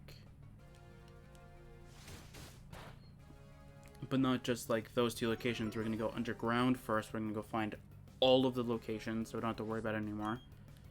And then, so though, right before the next session, oops, I clicked run by accident. We'll just end up doing whatever. And then I'll have either a better team, or at least like we can switch off the members that we don't necessarily need at that moment.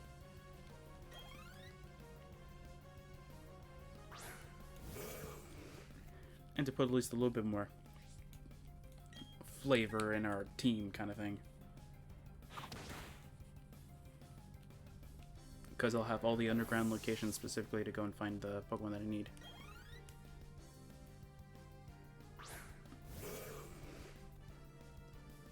Which I already have several Pokemon that I can think of that might be good replacements. I kind of wish that maybe... I don't know if Cerebi will have the information yet. I wonder if you can find the other starters at the, not the daycare, what is it? The Grand Underground areas. It's like if you go to the area where it has like its typing kind of thing, you can find it. Or you can find Ditto or something like that down there. And see if there might be like some trades here and there for it.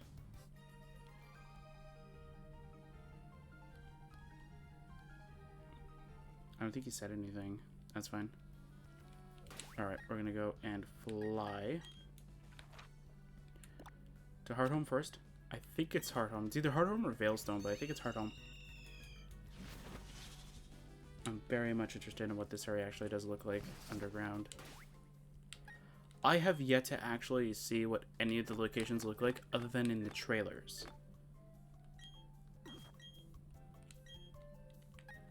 I'll just play along. It's fine.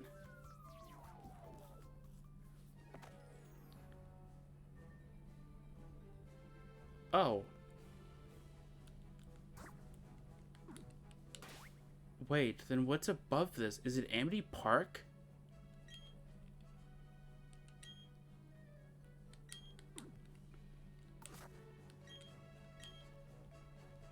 Because this is the Pokemon Center. So it has to be Amity Park, right?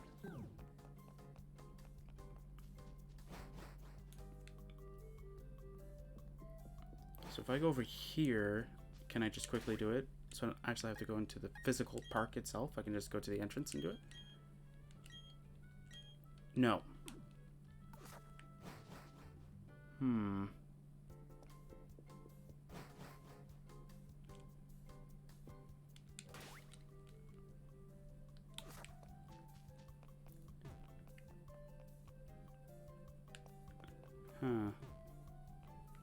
So if I go...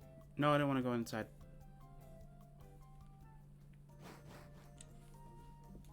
I don't want to go inside. I just want to try something.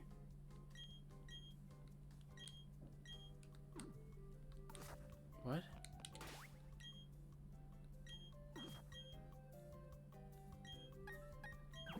Okay, let's try this. No.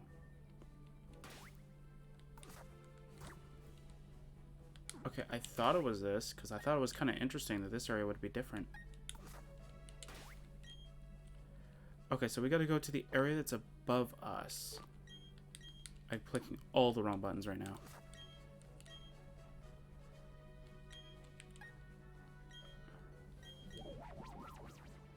Okay, so what is above Hard Home, but isn't too far above?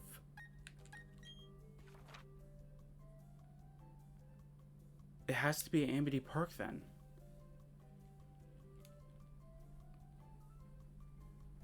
Unless you can do it through here, but that doesn't make much sense.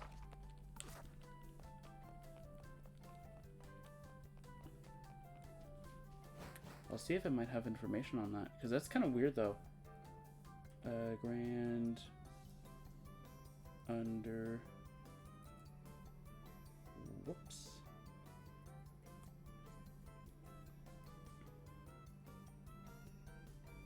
Nope. Oh, I don't have. Did I not look it up?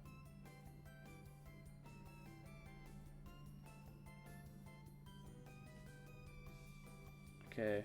Hopefully this will actually show me exactly where to go.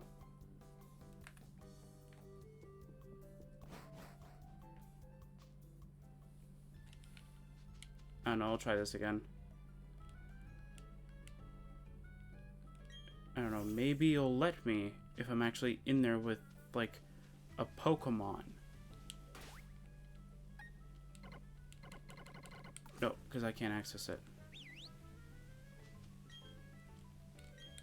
No. I'm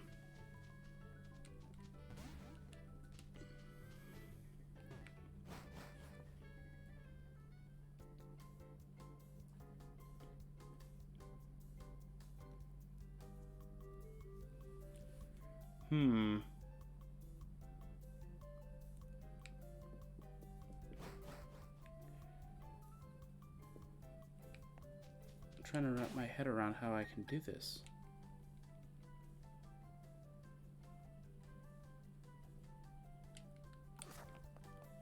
Actually, I want to try something. This may or may not work.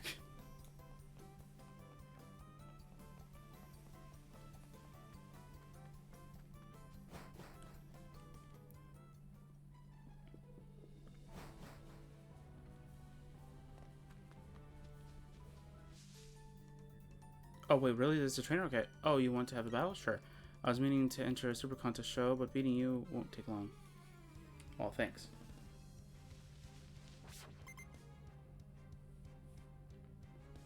Okay, I'm gonna keep that to the side.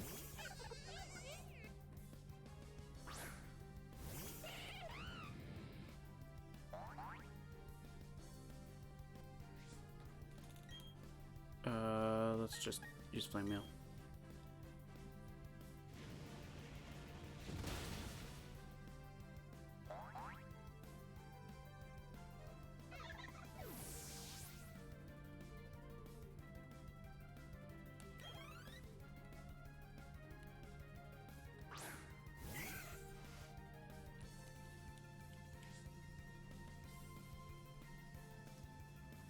Okay, flame mail.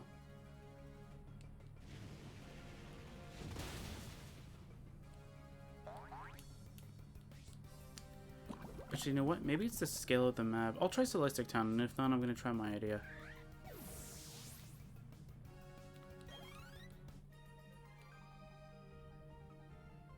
Oh, you have us beaten. Yep, that's probably because I've already beaten the game, lady.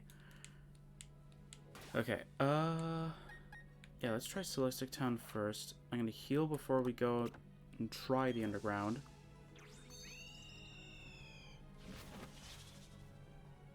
I mean, I might try the underground at the fight area or wherever it is. Oh wait, I wanted to heal first. That's right. Then I can switch back into Ace Wing being in front so I can get more money. Since I kind of need it.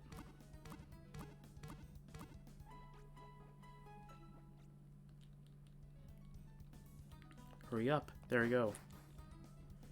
Alright, let's try Celestic Town. It might be like a scale issue. Like, it looks like this is too far away, but maybe not. I'll try it. Either actually, no, wait, there is a location right next to here anyway, so I could just try it there if it doesn't work. Okay. I forget exactly what the button mapping is for it.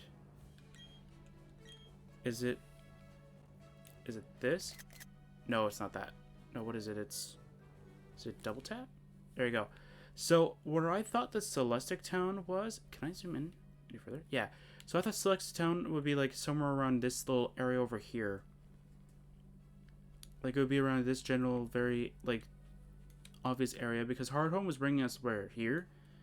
So, in contrast, it would make it seem like Celestic Town's, like, over here. But I guess not. I guess it's not that interesting. Okay, how do I get out of this menu? Oh, I have to double tap it again. Okay.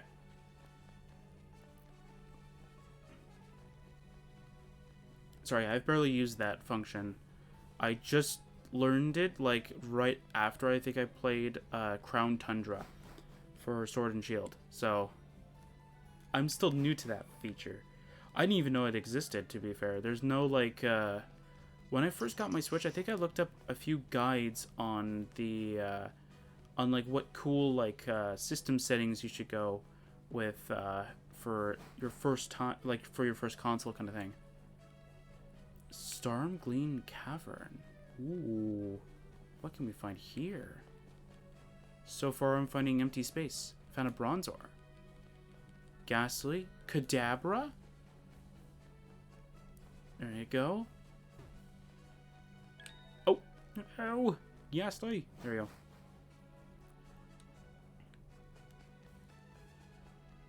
There you go. Let's go over here then. So we're pretty much going to find everything. Yeah, I don't really care about the Diglett area. I mean, this area is probably going to be much easier than the other area. Or than the other areas, because you have less ground to kind of cover here. But that also doesn't mean anything, because they could possibly be like in any location that you've actually been to as well. So that could also be a thing too. I don't know. Go up. Yeah, so I was very surprised by that.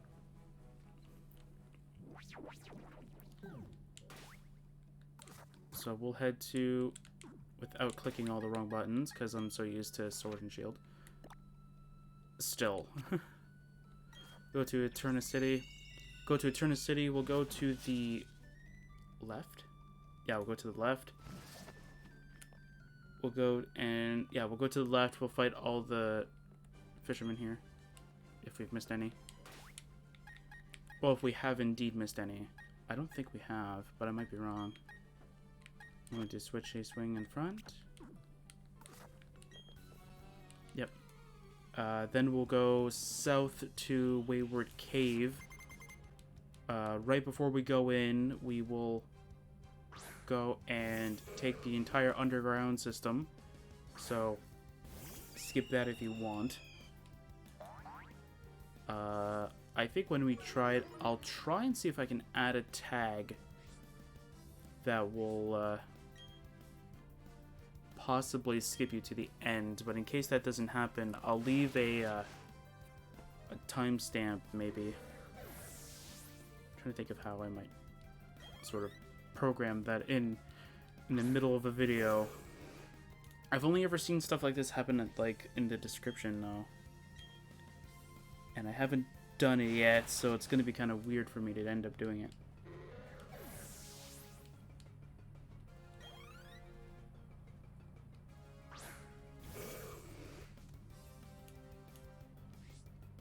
Alright, there we go. Paralyze again.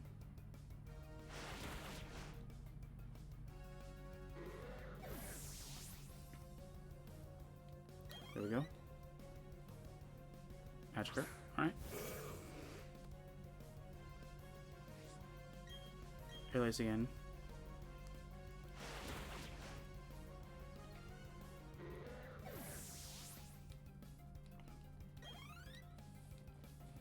There you go, this is a lot of fun, man. Oh wow, we'd be almost done a session by now. It's a good thing that this isn't actually going in smaller videos. Because I definitely wouldn't want to move this into 2 sessions. I definitely just want to go 1 session, and it's like, this is a skippable one. You can skip it if you want. Nothing's happening. Too much. Just fighting trainers, doing the underground, finishing all that stuff off. I did do a little bit of farming in the underground while I was picking up items. After I was done, and I'm like, you know what? I'm going to go record the rest of it.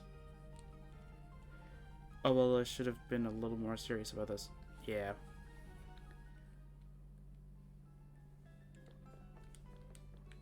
No, I wanted to get here. There we go. Landing myself a feisty trainer. Let's go. I am not a fish. Thank you very much. But yeah, now that I have a website with the whole entire map sort of finished.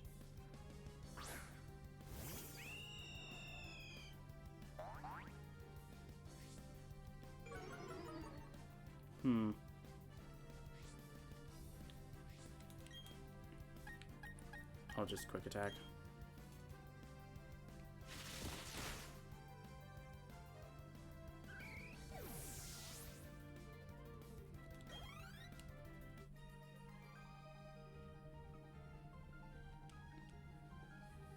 Oh, I skipped this text, sorry. I'm looking at the map right now. I'm trying to think. Okay, so we can do... Oh, okay. And that appears... Yeah, I also picked up the good rod too, so that should help us out a little bit. Alright, so now that we're here, let's go and... Here's the Explorer Kit. I don't think it matters. Just play alone, I guess.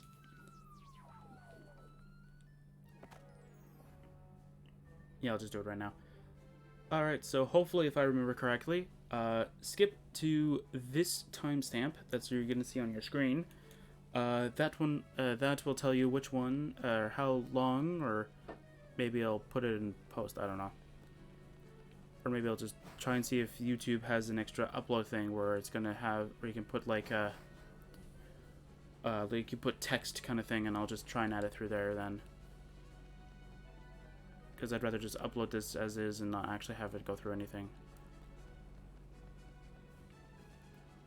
Because for the first session, it took around an hour and a half, I want to say, for it to add literally a 2-minute clip of the, after you close the game and re-enter, you get that little cinematic kind of thing. That took like an extra half an hour to put it on an hour footage, which is insane.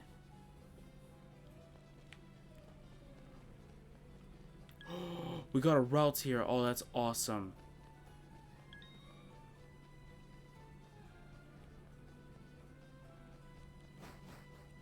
Oh, I definitely should have been keeping track of this area then. We found a route. That's awesome.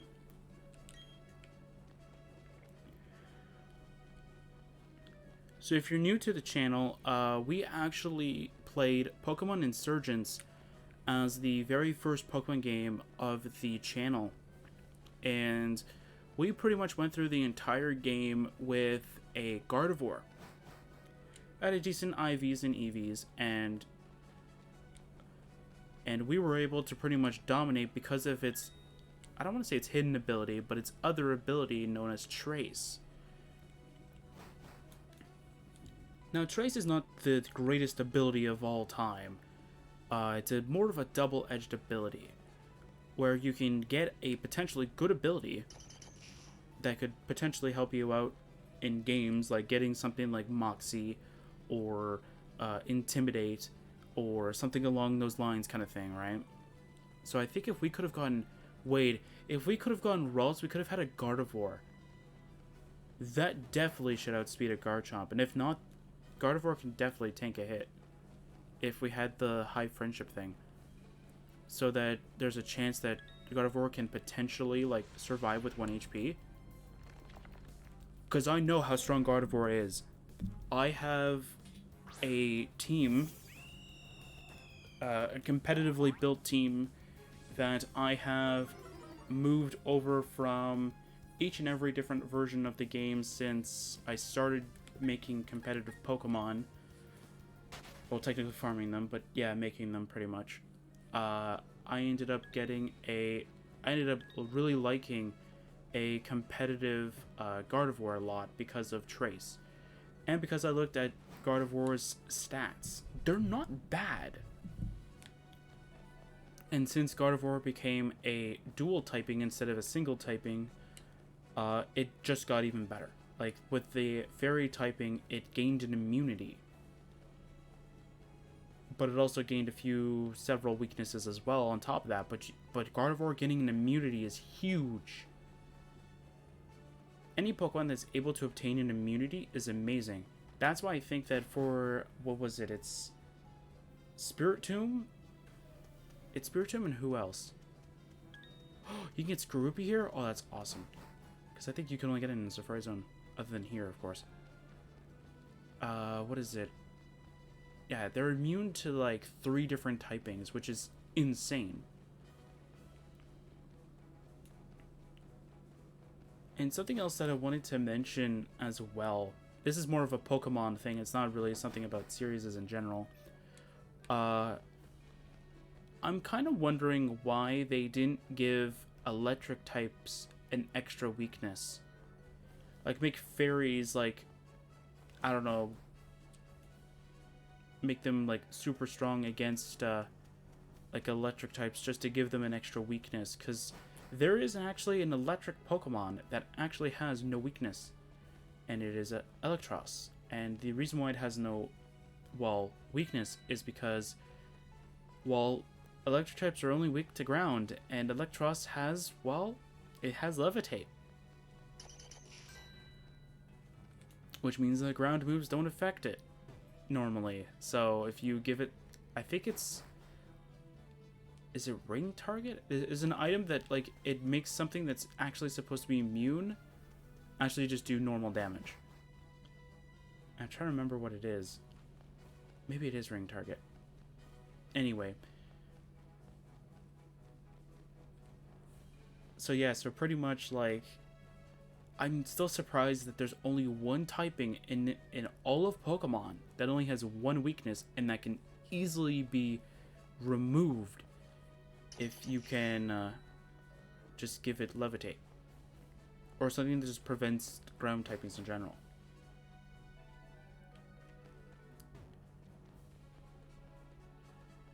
But it's also kind of funny though, because with the introduction of the ability as one from Sword and Shield,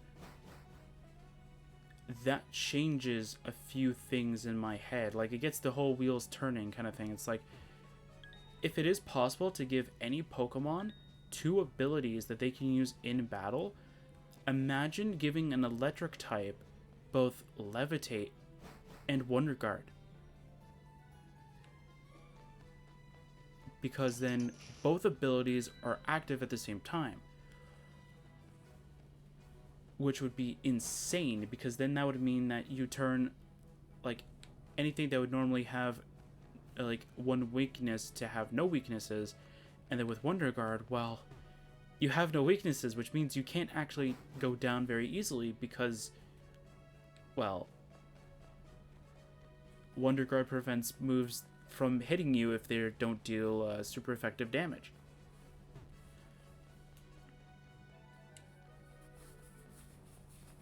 And this also goes with what I thought of for, what was it? Was it Unova, I think I thought of this? Or was it Kalos? I forget what it was. It was like Gen 5 or Gen 6, I can't remember.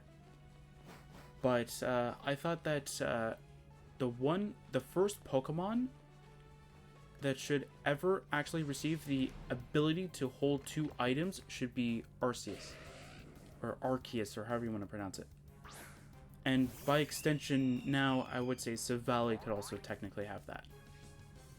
So that you can have dual typing, or you can have, let's say, leftovers while also giving yourself a typing. I think that would be a very cool mechanic.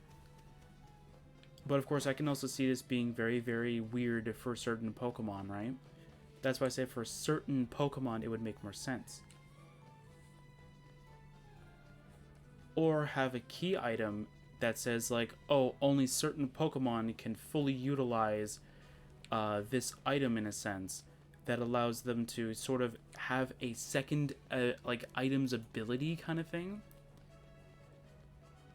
And have it that only, like, certain legendary Pokemon or mythical or however you want to pronounce, like, however you want to call it kind of thing, are allowed to tap into this, like, artifacts power kind of thing, or this, like, key items power kind of thing. I think that would have been amazing, because then you can also give them their dual typing, of course. So if you want to try out how good grass and fire could potentially be, you have that option. Or if you want to try out what fire water typing is, you have that option yet again. I find that there's a lot of missed potential in trying to add certain features like that. Because I definitely want to see, like, in physical, physically, what would Game Freak or Nintendo or whoever kind of governs the type, what typings are weak to kind of thing. I would think Game Freak. I wonder what they would think that grass and fire should be weak to, like that dual typing. Because in my head, Dark Ghost should still be weak to Bug. Ghost doesn't resist Bug. So where'd that weakness to Bug from Dark go? Did it just disappear? It pulled a magic prank. It just vanished out of thin air. So I want to see what they would do, because there's been a theory, I want to say. I don't know if it's a theory per se. I think it's just more of just a little cool tidbit of information that if every Pokemon, like if you were to give a Pokemon every every type, it would only be weak to rock, I think. And I think it's double or quad. I might be wrong. I might be wrong in the quad part, but I definitely think it would be dual, like it would be double. And that's only if you combine all of them and you look at the type chart and it makes sense and it goes with that. But yet again, remember, that doesn't mean that all of them are going to have that sort of thing.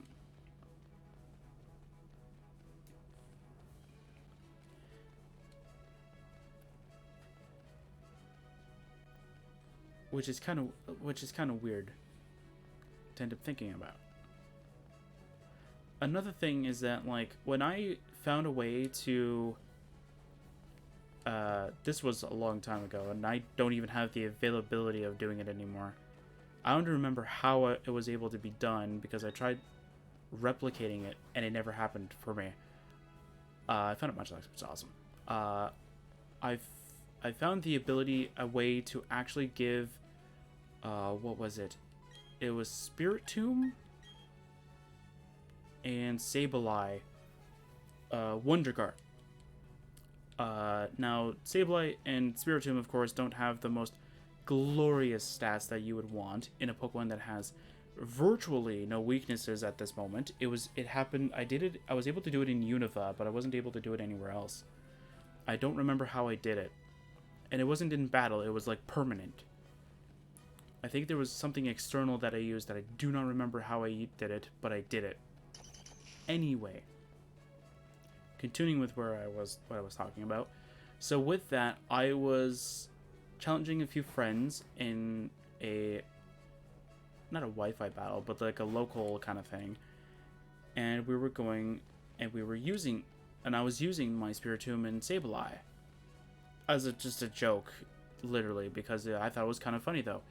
I have two Pokemon that technically have no weaknesses when they technically should. They should have one weakness. Now they do have one weakness, but technically now they should have two weaknesses. But so I was using that, and for some reason my friend was able to hit with a non-super effective move. And I'm like, there's no way he used an external thing that could possibly have done it. He used, I think it was Zekrom or Reshiram, or as I like to call it, Reshiram, because that's how I thought it was pronounced, but I was wrong. Anyway.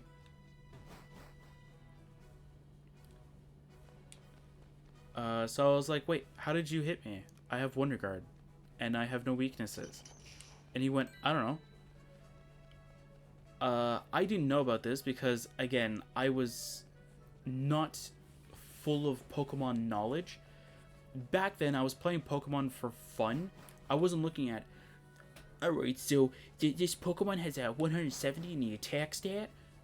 This means that it can pretty much one-shot any Pokemon. It doesn't have high defense. So, obviously, if this Pokemon doesn't have high defense, I'll win. Obviously, I wasn't like that. I was just like, oh, cool, this Pokemon looks really cool. And just go to the stats and go... And do this and go... wow, this thing has 187 attack at level 68. Wow, that's pretty high. That's literally me. That was literally me as a kid. And I thought, wow, this Pokemon's pretty strong. I never looked at natures and abilities and nearly as much as I do now. But I looked at it like I looked at it as a kid, just looking at something that looked very cool. So I looked at that, and I obviously got very confused when he was able to hit me. And then I think when I got home later that day, I looked it up at how he was able to do it, because I was thinking that maybe because they obviously didn't have the method that I used. They're using cartridges. And I think I had a digital way of transferring over. I forget what it was. Anyway, so I was looking at it, and I found out that Turbo Blaze, or what's Zekrome's Terravolt, I think, bypass abilities that change, like, immunities. This means that if you're ever against a Shedinja, just attack with any attack with the Reshiram or Zekrom or anything with the normal ability equivalent of these legendary's abilities, which is Mold Breaker. I think there's also a move, but I wouldn't really use a move, just use Mold Breaker. And quite literally just use that, and then you can just stomp through abilities and such, which is incredibly overpowered in its own way.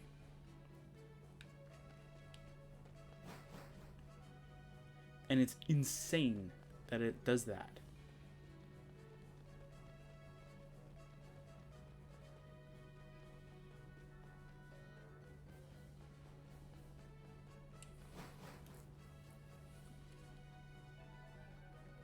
Stillwater Cavern. A Munchlax. That's cool. Gabriel! Just want to take a little peek around here. If I get caught by a Pokemon, I'll just quickly leave. Never mind. I didn't see the Winkle until it charged at me.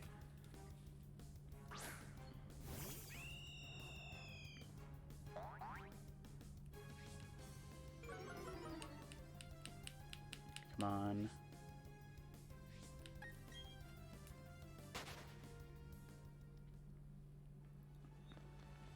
Is there any items around here? Maybe I could potentially get... I found Bullet Seed.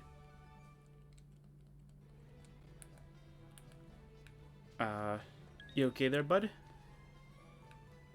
Apparently spotting a trainer means that it's gonna go double the speed. I like how that Wingull just looked at me and went, yeah, okay, buddy, you can leave. And a big mushroom, nice. There's a tiny pond over there. I want to see what this is. Is there anything in here?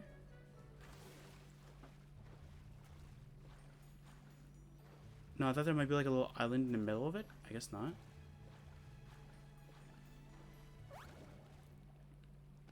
Now, I think you can go into,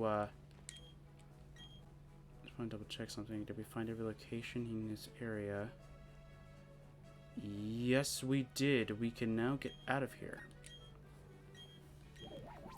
Yay!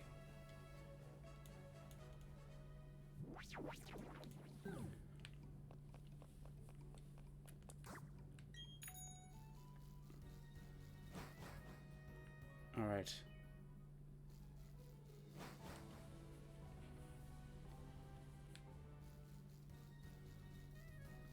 Alright, I hope we don't actually have to use an extra item. Why is there fog there?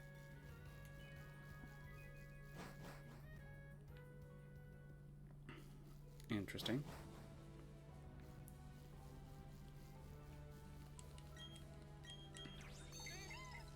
But yeah, but unfortunately, I think I might still have that cartridge still. Maybe not. I don't know. But I know for a fact that I was able to find a way to grab my save from the original DS cartridges and throw them on my computer, so I probably still have them somewhere.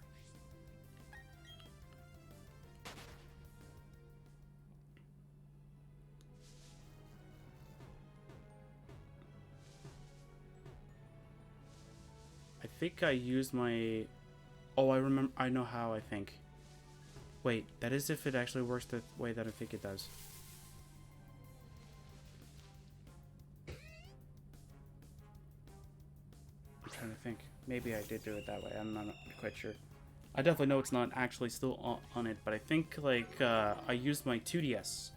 So I have my 2DS as a homebrew device, so I can actually do whatever I really need to with that. Come on.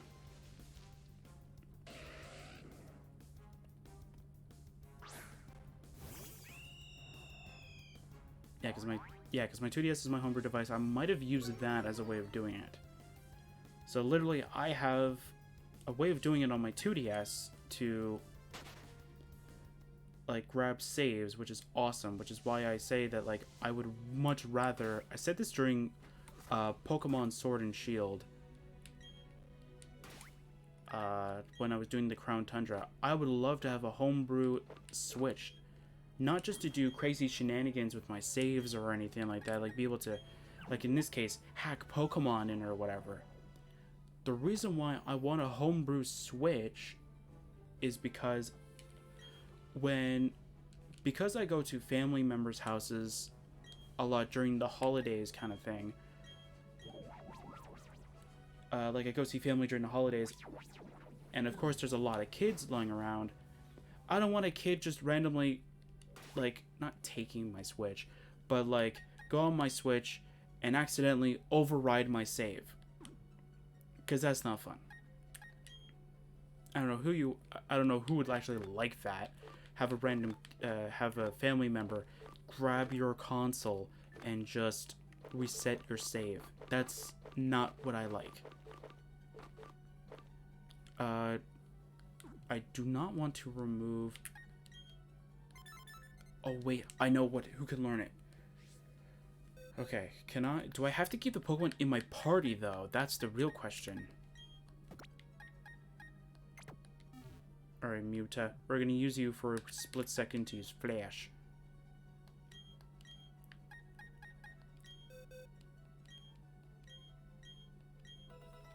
Oh, okay, I was gonna say Mew can learn it automatically, so I don't understand, like... Okay, because you can use Flash, right? Yeah. Thank you. That's gonna help a little bit. Okay, do I have to keep Muta in the party, though? For it to work? No. Okay, good. So we're gonna go through this area. This area actually has a side quest in here, too. As well as items that I have missed, because obviously I didn't want to pick up the items, because there's a lot of trainers lying around in certain areas here. As you can see. Okay,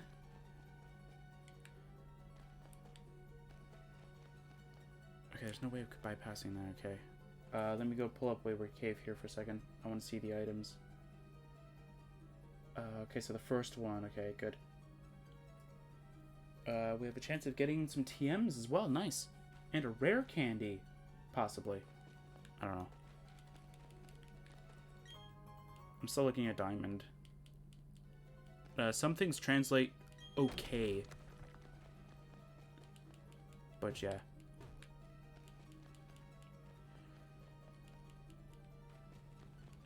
So I've also said this during the Crown Tundra as well.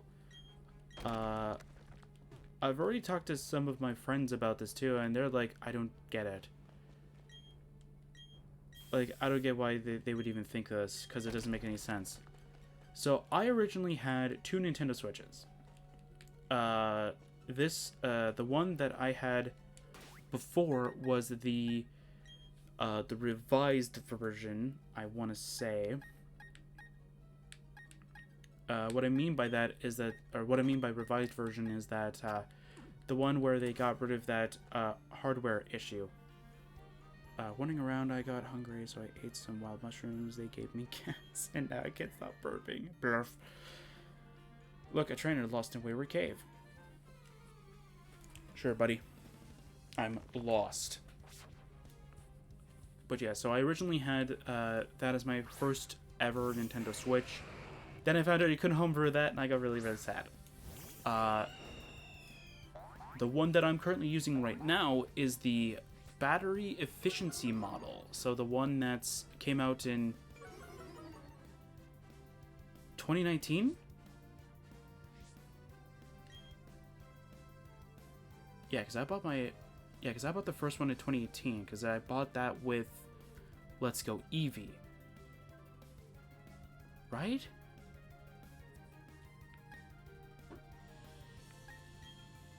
Was it Let's Go? Yeah, because I bought it with Let's Go Eevee. I know that for a fact, because that was the one I wanted.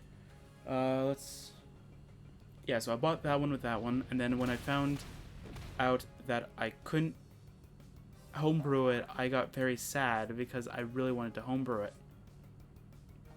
There was an online resource, I forget what the link was, but it can tell based off of the serial number on your Nintendo Switch if it can be homebrewed. So I quickly searched, but I quickly looked it up, and it said oh, sorry, yours can't be used. And I got really sad because I really wanted it to be homebrewed, because I knew for a fact that I was going to buy a bunch of Nintendo Switch games over the time, right? So I would want to keep my saves as a extra thing. Maybe during the next channel thing, I'll show off what I've done to show off what I've done for this kind of stuff. I don't know, maybe. Blef Herc, I think I'm getting better. I strayed from the battle plan. Yep. So, it wasn't last Christmas. The Christmas before, so 2019 Christmas. Yeah. Give me a second, I'll say the lines. Did you come to play too? Want to play battle with me? Okay. Hush now, lost little Pokemon, don't you cry. I'm here to take care of you. Okay then. So I brought both of my Switches. I had the 2018 one, I think. Yeah, because the first one I brought. Yeah, maybe. I don't know. So the 2019, I brought both of my Nintendo Switches. I was able to get both. For some reason, though, when I was buying my second Switch, Amazon was refusing me from actually buying it, which was very weird. Then again, I bought my Nintendo Switch on Black Friday, so maybe that was the reason. I don't know. But anyway, I brought both of my Switches to my this Christmas family gathering kind of thing. I sat on the table, plopped up both Nintendo Switches. I had both controllers on my lap, ready to go and end up playing, and I was going to do a bunch of Sword and Shield raid den farming. So, just a brief explanation how this works is that you have the host of the den start the thing, and on your other Switch, or as a friend kind of thing, if they were using local, would wait until your raid den was available kind of thing. When your raid den is available, they'll quickly join and all that stuff. You go through the raid den as if nothing happened. Before both trainers catch, you have the host click the home button, exit the application, and then the other person can either catch the Pokemon or not catch the Pokemon, doesn't really matter. This is how I was able to farm my Blissey raids back a long time ago. So I kept doing this over and over again because I wanted to see how easy Sword and Shield were. If your Pokemon was already level 100, to see how fast it would be if you can just, like, how fast it was to beat the game. And while I was doing this, you could literally see me playing both the switches. And I apologize for skipping the text. I was in the middle of talking. But anyway, so I was doing both. One of the kids ended up asking me, what am I doing? And I said, well, I'm playing Pokemon Sword and Shield on both of my Nintendo Switches. So he goes and says, oh, okay. So I go, well, currently right now I'm farming experience so that my Pokemon get stronger. So he goes, oh, okay. So then I don't know, I got so distracted in it. It might have been even an hour. So a few minutes later, he comes back with an adult or something like that. Or am I lost? Who are you? Are you a Pokemon trainer? You're lost, aren't you? I'll guide you if you can beat me. No, I'm not lost. So he comes back and he goes like I want to play on one of those Nintendo Switches.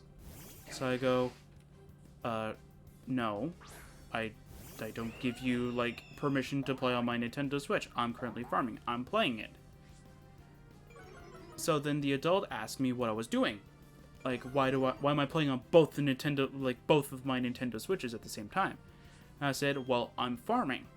I'm currently playing on both of them. I'm just doing an exploit that's already been well documented and well known that the host can click and get out of there and all that stuff. So it's not like it's actually cheating and hacking because I'm literally using an in-game function. The adult says, so I'm cheating. No. Because if I was cheating, I wouldn't need to do this. I would just be able to give myself 999 rare candies and just play the game, like not have to worry about this at all. Where is the cheating and hacking scenario? Am I exploiting the game? Sure, but this could have been betterly prepared, right? So I got called a cheater from a family member because I bought 2 Switches to do it. I don't understand this at all. Where does this come from?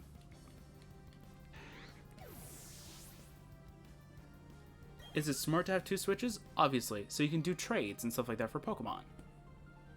Okay, so we're both trainers. That's a start, right? I don't know. Said I'm going to win. So I don't know. I talked to my friends and they're like, "That's not cheating. Like if you could peek a hex or if you had a homebrewed Switch." And you got very suspicious activity on your, like, I save, like, you had level 100 Pokemon and you just started the game and literally the timestamp was, like, 1 minute.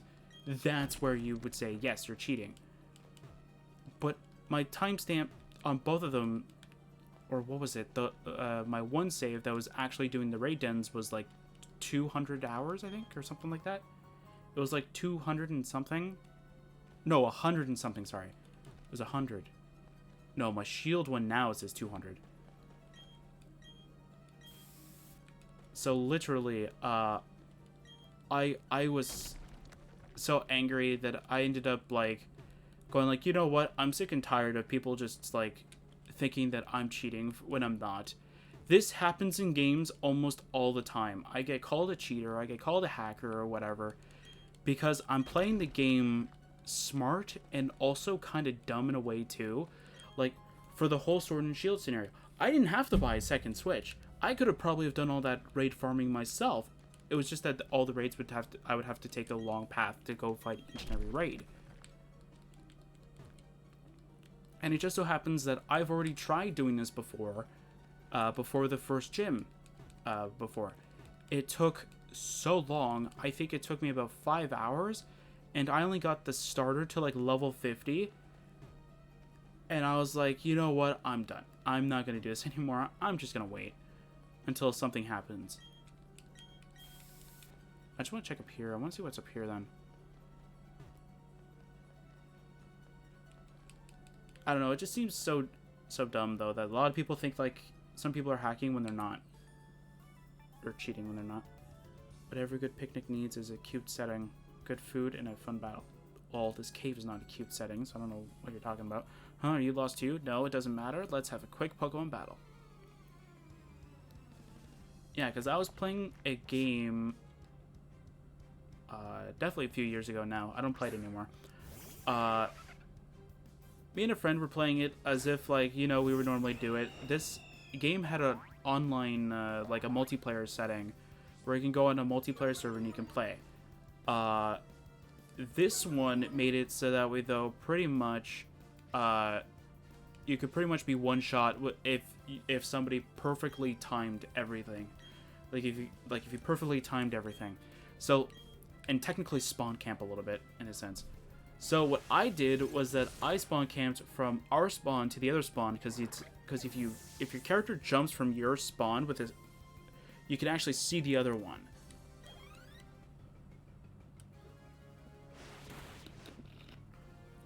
So I was going through that as if normal. I don't know. So it was very easy for me to get like a high kill or high count or something like that. I forget what it was. Anyway, I went through all that shenanigans, and I got called for botting. They have some kind of anti-cheat or anti-bot software or something like that that probably detects if somebody's been doing this. And it's really strange that it flagged me, but it didn't flag my friend, which was doing the exact same shenanigans as I was. That wasn't any fun for me. Not fair. We're not on the same level. Which was really, it was really frustrating because it's like, why do games do this, and why do people online even think of this? Like, think that I'm doing it. I used to, I have a, not I have, but I played an MMO for about, how long has it been out? It's been out for 12 years, I think. And I played it for about 11. Yeah, it was 11 years. I broke the age sort of thing by like a few months. I don't really think it matters too much, in my humble opinion. But, I played their game for a few years, and I stopped at some point because I actually lost an online friend because of something very, very dumb that I did. Give me a second, I'm going to talk what these guys actually say. You look like you might just have the Pokemon I've been looking for. Nope. In deep tunnels and caves, there are a couple of things you're sure to see. Zubat and Ruined Maniacs. Yep. But yeah, so on my return trip back onto that game, I ended up going through all the things that I had missed up until that point. And one of the newer things that they added was this item that was a 0.01% chance of you getting the item. So I was, of course, farming for this said item.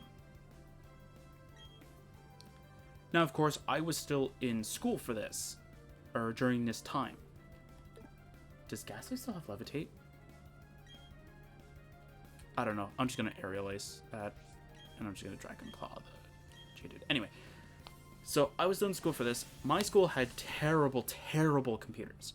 So while I was spamming buttons, because you have to spam buttons in order to attack, or you can just click the buttons normally, I have to spam with the keyboard because these computers are that bad where if you were with this game, the computers are like, they run at like 10 frames a second, like 5-10 frames a second. I got so frustrated that I just ended up going, you know what, I'm just going to spam numbers and hopefully something happens. Which is better. But because of the lag, I am unable to respond to anybody that is actually saying anything. So I get told by a lot of people that are in this sort of room that are farming this item, I think we have several botters here. can we get a roll call on who's not botting? Because obviously, botters can't talk. They can, by the way, depending on the game. Just that they're usually away from keyboard a lot. I'm normally, if I were to bot, I'd probably try and stay close to the keyboard. But anyway. So in a sense, everybody in the room says something. Not me. I'm still lagging. So pretty much, right when they said that, the computer is still registering my number, or like my key clicks, even though I've stopped. So it goes on for a little bit, and one guy's like, give me a second. You didn't have a single Pokemon I wanted. You're no collector. They never said I was. Your awesome power, it's mystifying. So yeah, so as soon as I got it, I said, so as soon as like all my button presses are now already been registered by the game, as they've already been completed, I ended up saying, no, sorry, just lagging. And they're like, okay. But before that, they said I was a botter, and I'm like, no. Why do people jump to conclusions like that? Like, as soon as you don't say anything, he's a botter. Ban him. Like, if I would have gotten banned from that game, I literally would have been angry. Beyond anything, because I wasn't. What was that? Oh, it looked like the NPC jumped. That's why I got confused. I was like, wait, what? What's going on here? What? Oh, I got a Mega, nice. Alright, let's talk to this person right here. I'm Mira. I was catching Pokemon and then I got lost. I'm so scared. Please take me to the exit. Sure. So you can do this early. I'll keep your Pokemon healthy all the time. So you can do this side quest early. You can do it as early as beating the second gym. So right when we got the Gible, I believe, we could have done this. Or right where I could have gotten the Gible if this was Platinum based instead of Diamond and Pearl based. But whatever, it's fine. So yeah, so I get flagged for stupid stuff like that all the time. It's really dumb that it does that. An AI based thing, or just like something that just scans for this kinds of stuff, just calls me a botter or a hacker, and I'm just like, dude, I don't do that kind of stuff.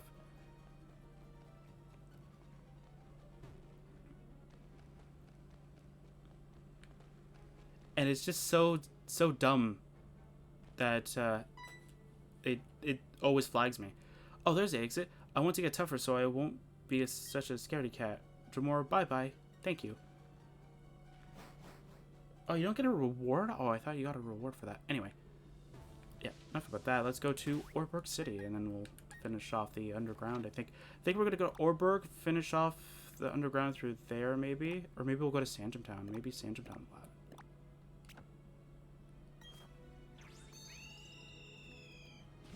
I gotta figure out where the other area is.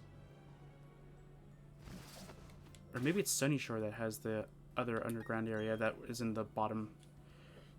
Well, it's in the southeast area. Oh, whoops. Skipped it. Alone. But it's really weird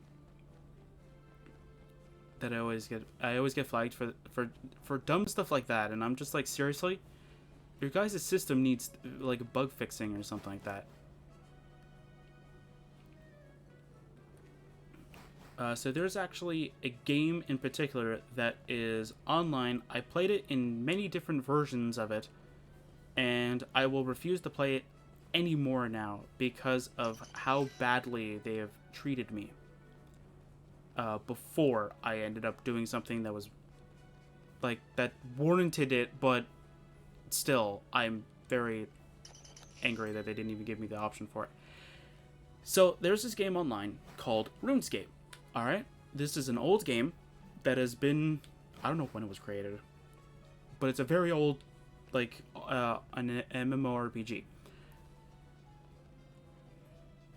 So if you've heard of it, cool. You would have already probably know where this might be going. as soon as it gets more into context. So a long time ago, I was playing it with a bunch of local friends, that I don't really see anymore, because I moved, and of course I don't see them anymore, and I don't even have their contact information, so I can't even call them or anything like that. Like, I don't have any way of contacting them anymore. Anyway, so I ended up playing RuneScape because these guys were like, they introduced me to the game, so you know what? I kind of liked it. It was fun. Then I found the company that I keep getting fight for botting. But anyway, so I played RuneScape with them, and I kind of enjoyed it. So I was playing RuneScape a little bit on and off, and so on. And they were giving me, and the one guy was giving me free stuff just to start off with. So I was like, okay, thank you. So fast forward about, I don't know, I want to say a year maybe after, I lost my account because I got scammed, and I couldn't remember certain information because it was so long ago, or it was like a year ago, and this was before I started saving login information through browser or just on a text file or something like that. So quite literally, I couldn't do anything. Like, I couldn't get the save back, so I couldn't get the character back. So I started again, and then restarted again because I kept forgetting the password. And this was before I started using a generic password at first, until a certain level of time had passed. Then I switched the password. So anyway, so I ended up going with this, and I ended up spending about, I want to say 6 months, I think, altogether, on this one character. Highest level that I've ever done, highest everything. Like, everything was too, like was farmed to the teeth of how slow I could have done it. I didn't look up any videos, any guides, and nothing to easily get this stuff, like, high-leveled or anything like that. I literally just went gung-ho and just did it. So I was able to, I was trying to buy something, I think, and I forget what it was. And then, after that, I'm like, okay, I'm done with RuneScape, and I kind of quit. Fast forward 2 or 3 years later, a friend of mine found RuneScape, and he's like, oh, you should try and end up playing RuneScape with me. And I said, sure, I'll go and try it. So I tried to go with my login information. Like, I tried going with a lot of different login informations that I would have figured out, or that I would have possibly have used. This has been a long time ago, so I don't know if it's actually the same one. All of them are coming out negative. Okay, what an interesting thing. So I go and try, like, all different passwords. It says this account doesn't exist, so I go, but that's the username. I know, because my Firefox saved the login information, and if it's automatically there before I even click start, obviously that's the one that's there. So I go, okay, so I go into what's it called? So I go into contact support or whatever it is, or I go to try and log into, like, a account, not account settings, it's like a account manager kind of thing.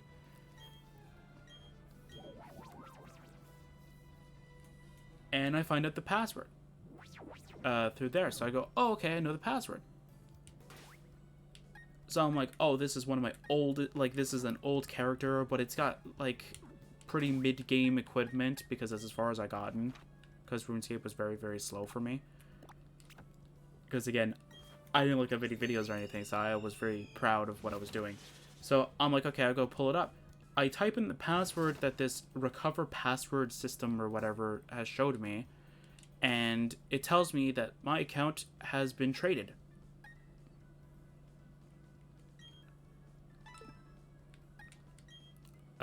Wait, what? My account has been traded, but that doesn't make any sense. Why would I trade my account? The highest level account that I could have. That doesn't make any logical sense to me. It's like saying that this is my first Pokemon game, and I accidentally trade A-Swing here to a new person, and then I never see them again, and I'm like, oh man, I wish I had A-Swing. He had an item, or he had a very cool move pool, and he had very good stats. Obviously, I'm not going to do that. It's like the equivalent of that. So to me, that's really dumb. So I go and do something different. Because I now know of bots for games, especially for MMOs, I go, you know what? Since I never did this before, since this game has cheated me of an account that I spent time, a lot of time as a kid, or teenager technically, playing, I'm done with this. I'm done with the fact that people keep thinking wrong about me.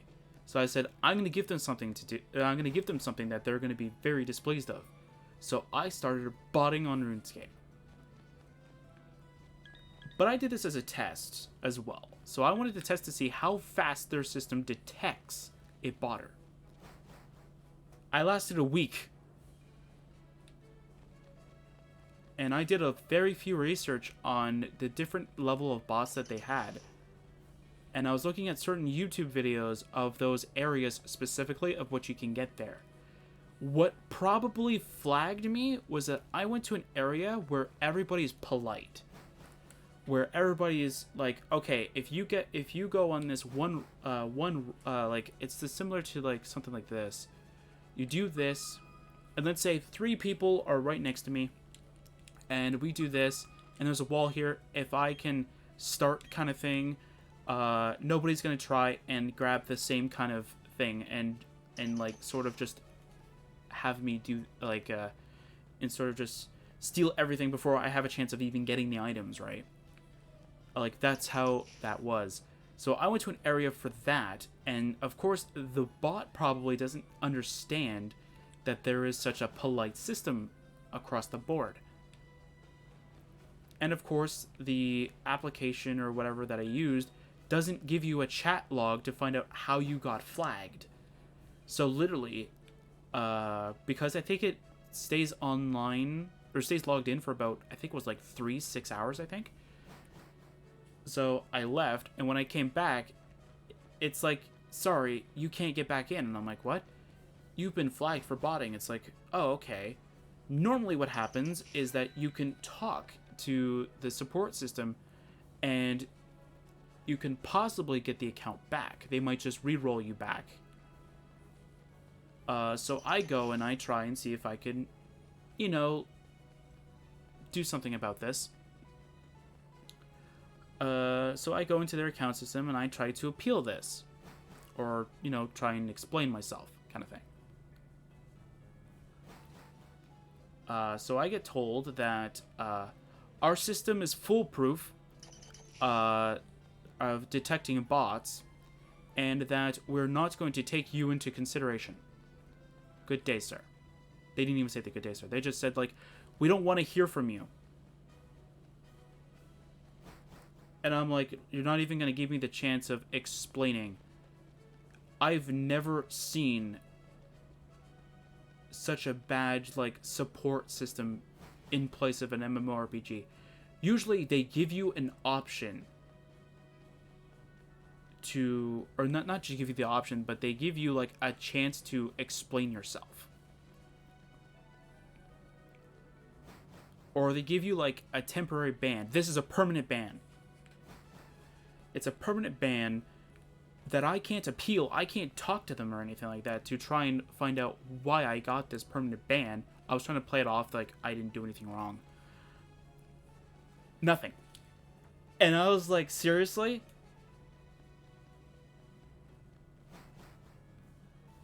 So if somebody didn't know about this whole cool like system of being nice and being kind and letting this kind of thing, and somebody just accidentally just starts mining this rock, people call you a botter or hacker or whatever.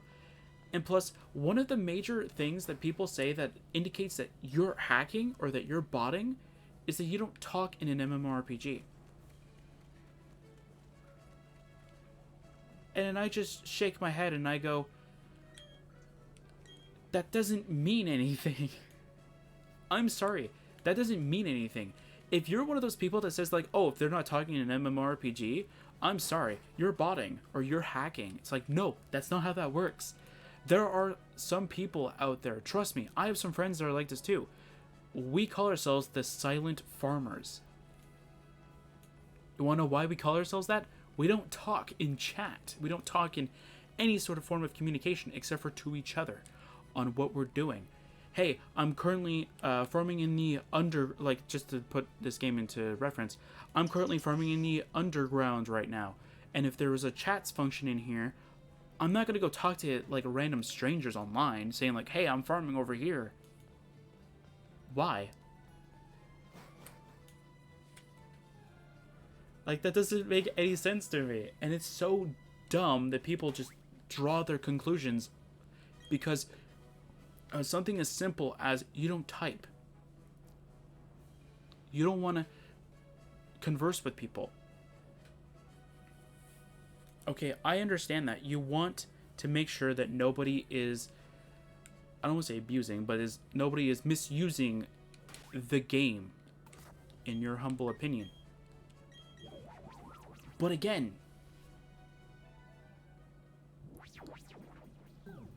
that doesn't make any sense, though, why you're just drawing conclusions immediately, going like, this guy's hacking.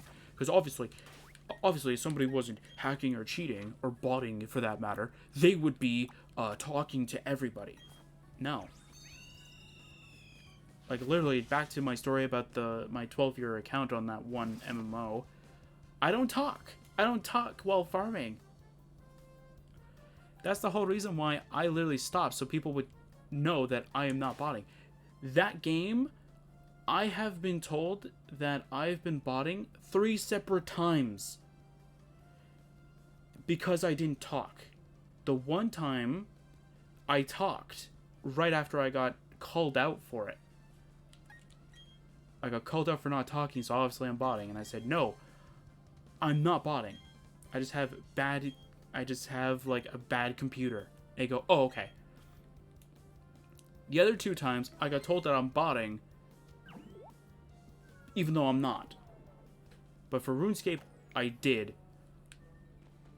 I'm angry at RuneScape for 2 reasons. One, they don't even give me an option to say anything. I couldn't even get a word in. That's one reason why I'm angry. The second was that, why would I trade an account that I worked hard on?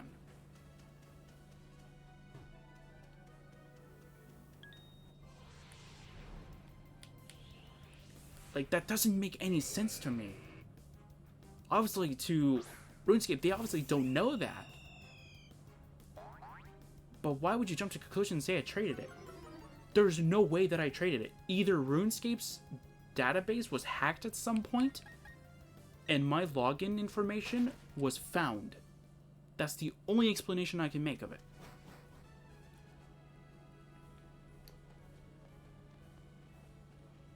That's the only thing that I can come up with that is the reason for that.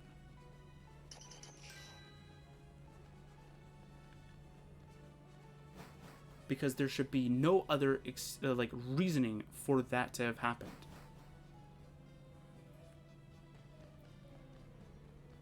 Because I played RuneScape before that whole botting adventure legitimately. I didn't have any other thing. I didn't even have like an auto clicker or anything like that. I think I remember watching a video before I did that whole botting thing of people using auto clickers, and they weren't getting banned. So I'm like, well, if I use a bot, technically I shouldn't be banned. People are using auto clickers.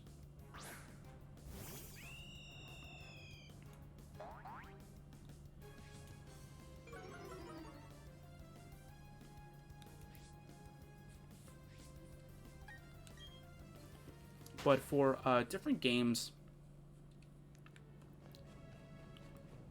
I can say for a fact, though, that, like, I do have auto clickers now. Certain games require it. I have one specifically that I used for Minecraft. It helped me with one of my crazy ideas that I wanted to kind of do, and it helped out a lot. Don't get me wrong, it did.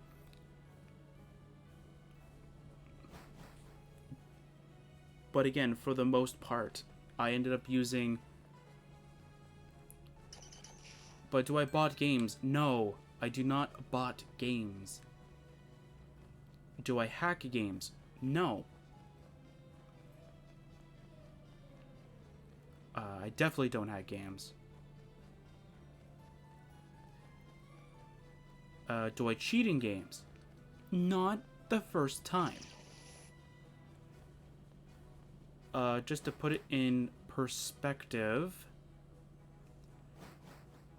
I'm trying to think of a Pokemon game that I might have hacked. I definitely know there was a bunch of people at school when Diamond and Pearl were coming out that had the action, I think it was called Action Replay, I might be wrong.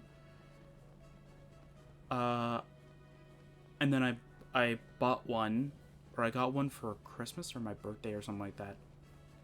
And I actually got an Action Replay for myself, so I could actually do it myself instead of asking these guys to pull it out of their backpack kind of thing and just go and let me use it for a split second just to get 999 rare candies or whatever. So I was having a lot of fun with that.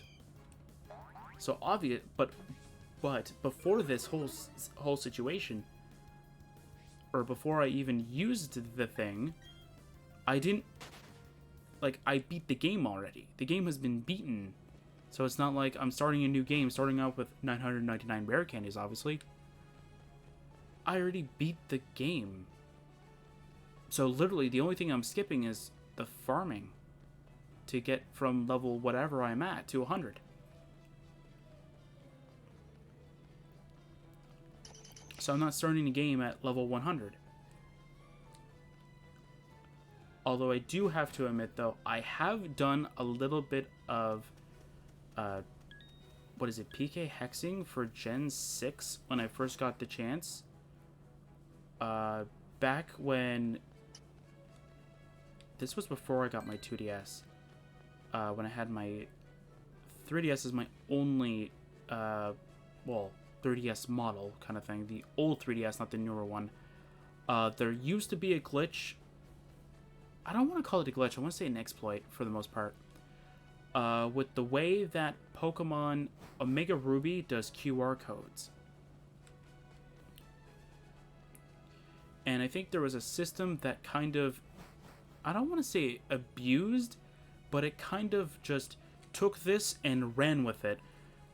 What it did was that it would send, you can make your Pokemon however you want, kind of thing, through PK Hex, and then you can make it into a QR code, and you can do something.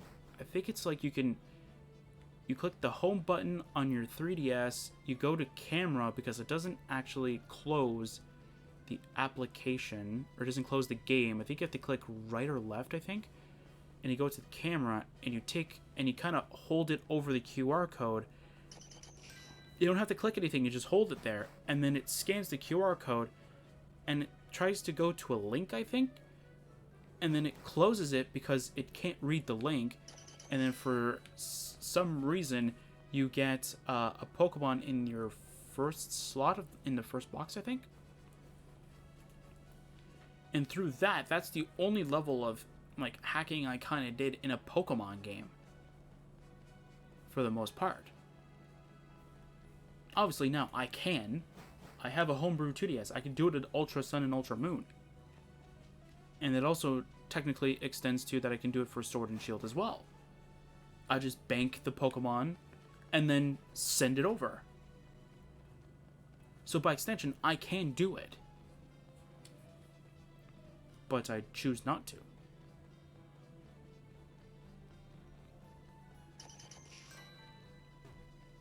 But that's the only thing I really have to say about it. About that. Definitely for the next session when we're doing post-game stuff, I do want to mention a few things. One, if, for instance, there are glitches, I'm going to talk about this during the next session anyway, so it's fine. I don't mind repeating myself on this, but just so that everybody's aware of this. If there are glitches that allow you to get event Pokemon, I know of one that can potentially happen if they didn't patch it. But just in case it is possible to get it, I'm not going to do the glitch method. I'm going to wait until the event is available. When the event is available and I'm able to get it, that's when we will get it. I just want to see the... So we found every location, right? Yes. Awesome. Alright, that's it. You can go up now. Alright. Let's see here. What else can I do?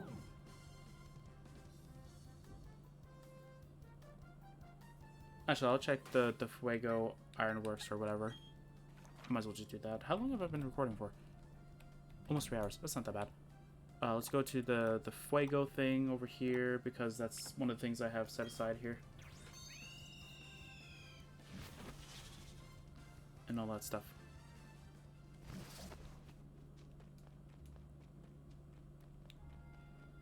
But, yeah, so I do have the capacity to do all this kind of crazy shenanigans, but I choose not to do it. What's over here? What's on this side? I don't think I've been on this side. Maybe there's a few items over here I don't know about. Just in case I don't have my repels on, let's turn those on again. Oh, I still have one on. Interesting. Does the underground pause it, or did it not pause it at all? What's this? I got Thunderbolt, nice. But yeah, maybe I'll make a video on everything that's I keep banked and ones that I want to bank as well. And if anybody actually watches that video can help me with a question that I have for it, either way I'll find out. I'm going to try and get a Switch that can be homebrewed that is on one of the few things I want, other than a new microphone. Because this one takes background noise way too well, and I do not want that. Oh wait, why am I in the meadow? I don't need to go to meadow. I need to go to the Fuego Ironworks. But yeah, so when I'm able to do that, I'll take all the saves from this console specifically, move it over so I can save them, and then transfer them right back.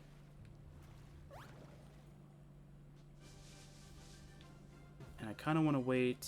Actually, I might do it for the channel anniversary, maybe. There's a couple things I want to do for the channel anniversary.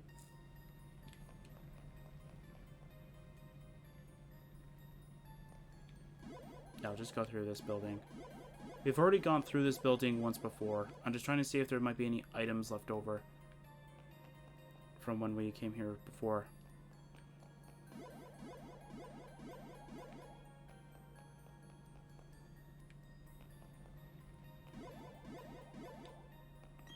Trying to see if there's any items I might have missed.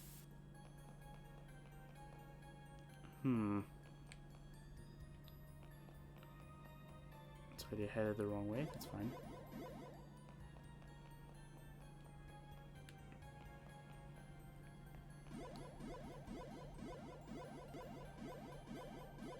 But yeah, the only thing that I'm going to have to do, though, before I even start recording, is I'm going to get rid of a lot of personal information. So, yeah, that's going to be a lot of fun. I got to get rid of the reason why I have personal information on this drive, even though I have it shared on my network, I think. I forget if I still have it set for it. I know I said it at one point because, like, I had something that I wanted to test. I wanted to test how well it worked. And if I can do cool things with it, maybe I would forget. But, yeah. Actually, is there an item over here? It might be a hidden item. That's not a hidden item. Nope, no hidden item.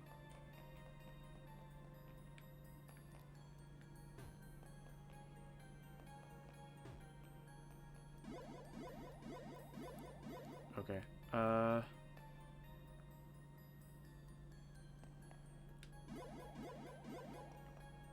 Nope.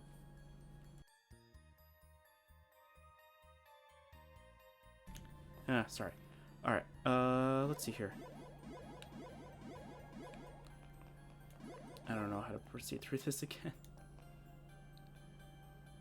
Okay, it's not that one. Is it this one? Is it the top one? Oh yeah, it is, okay.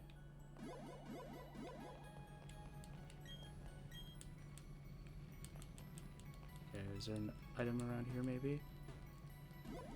Yeah, because I remember in the original games there was the Magmarizer here, or the Electrolyzer in, like, Pearl, but maybe not. Maybe they got rid of that.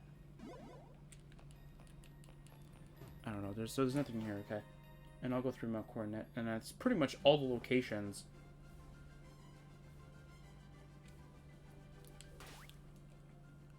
Let's start off with the location that's, like, right next to Eterna City.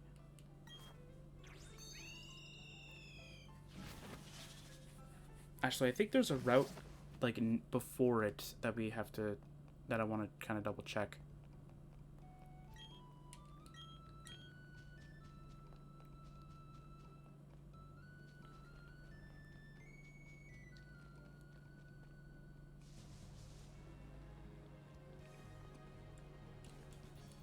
Yeah, because I'm trying to remember everything else for the thing. So, yeah, so this drive that I have on this computer specifically, which is going to be moved to Cube when I get the chance to actually go and upgrade the drive. While I'm upgrading the drive, I'm going to go and move it over to Cube. So Cube will be pretty much the library, pretty much, of all this stuff. Since, for the most part, I have Cube doing... I almost said a lot of crazy shenanigans, but not really. I have Cube doing several things for the channel. For one, when I'm able to finally actually start using it for recording, I want to see how well it works. How do you get down there? Okay. I want to see how well it works in terms of recording, because I really want to try it out. The one thing that I want to definitely try is recording just the normal stuff that we were recording before. The other thing that I want to try as well is to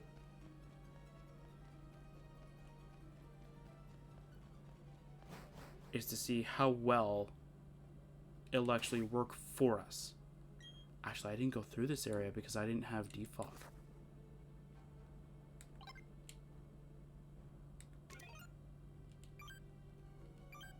That's right, I didn't go through this area because I didn't have defog. Oh, that was my sprite.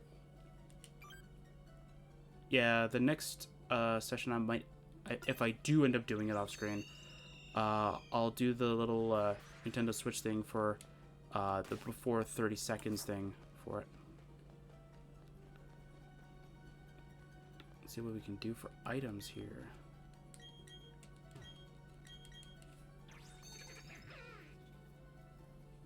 But yeah, it has, I think, every Pokemon. Yeah, but I think, yeah, because what's gonna happen is that I wonder how well this is gonna work. This, again, I'm gonna have to go through a trial phase for this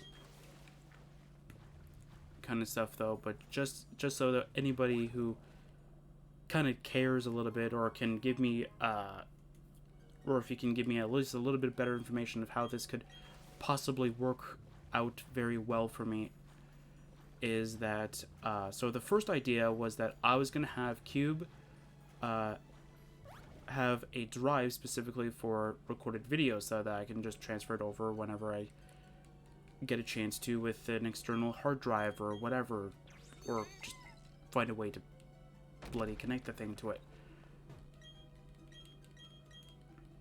Or something else that I was thinking of was finding out if I could just transfer it over Wi-Fi or internet connection, or however you want to pretty much word it as, kind of thing.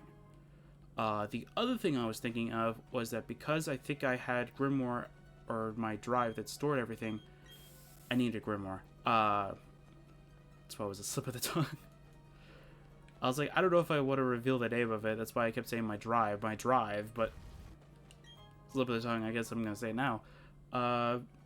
Since I have that one I think either over Wi-Fi now or before, what I'm going to do is what I could possibly do is have the video footage drive that I have, that I recently emptied so I could actually play this game and actually have footage of it. For that one specifically, I could have that one be accessible to anyone who has the what's it called? That has the like server address, and if I can possibly put a password on it to prevent any normal sort of like device, so that way though, let's say like my like an aunt of mine decides to show up, and instead of them being able to access video footage, they go, what are these video files, and just accidentally deletes them. Because I definitely don't have a backup system, because I don't really have a way of backing up video files right now, because as of right now I have only how do you word it as, like, I have a 500 gigabyte drive specifically. The only time that I actually store videos for backup situations kind of thing is if that session specifically has a lot of things to edit. There has been 2 such things that have had this. I think one of them went through fine. The other one I've had a ton of issues with. So I've had to go through it a second time, I think. And I know that video's complete thing will definitely have a little bit of tidbit information in the description for that kind of stuff. But for the most part, like, I went through... What was it?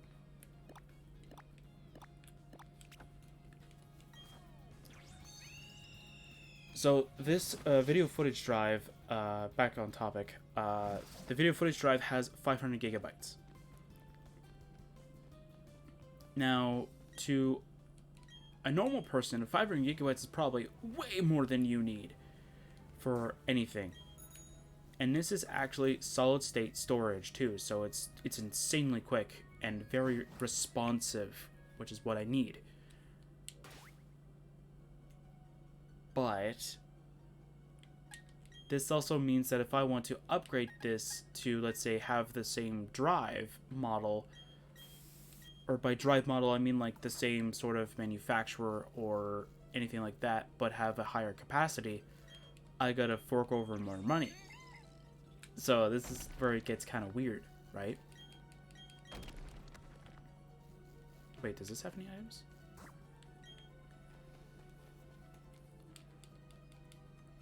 That doesn't have any items. This might have an item though. It's across the water. But for this 500 gigabyte drive, just to put it in a way that some people might be able to actually see and go, oh, okay, I understand. Each and every video file that you see that is considered complete is about,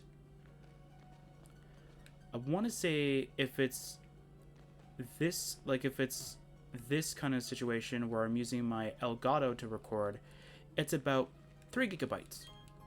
Is about the normal gist that I see, 3 gigabytes. Now this is for the complete video, by the way.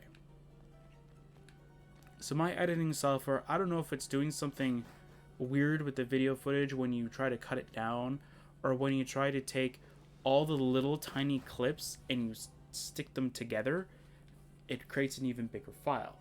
So I literally have a session that I did. Sorry, I had to plug in my keyboard. Or my laptop, sorry.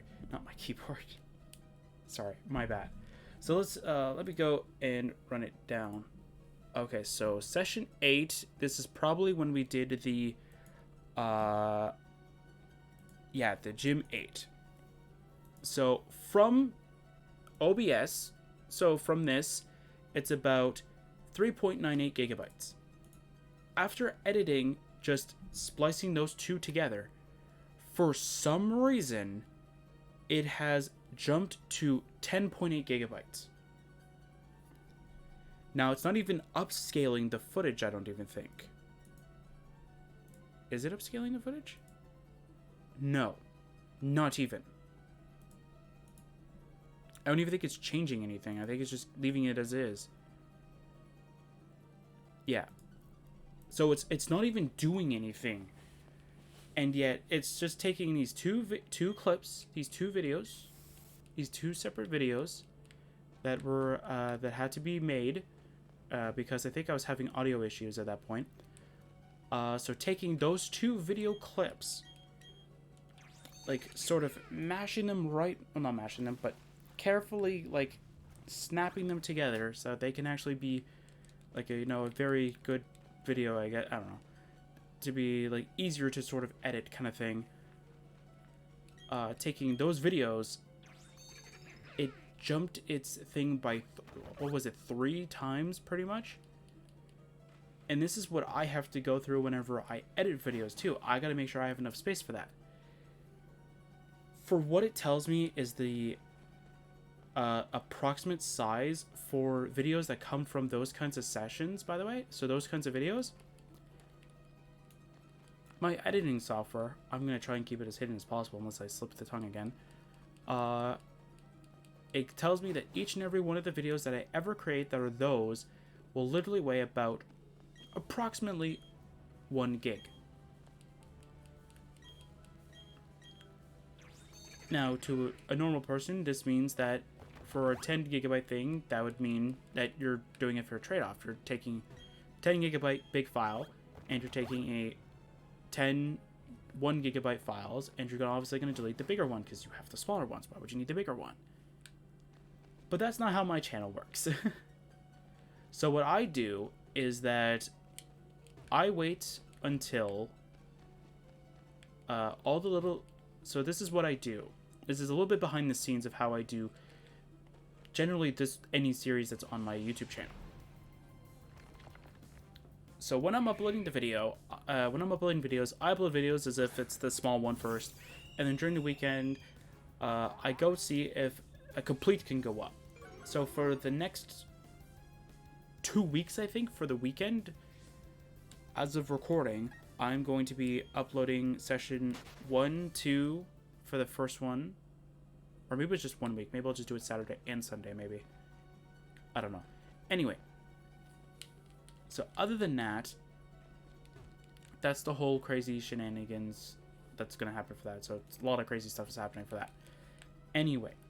So for how I do the channel, or how I do the saving of the videos, I take the complete video and I go through my editing software, through the complete file. Actually, not through the complete file, through all the little files. I grab it. I grab the duration of that video, but to the millisecond. I think it's millisecond. I think it goes minute. I think the videos go minute, second, and then millisecond, maybe. I might be wrong on that. But it takes these 3, like, different numbers, and I record those numbers in the... I'm trying to remember how it reads it. I think it's... I mean, if this were like to put it into YouTube kind of a term, I put it in the description of the video, but I think it's like comments on the video file, I think, or something along those lines.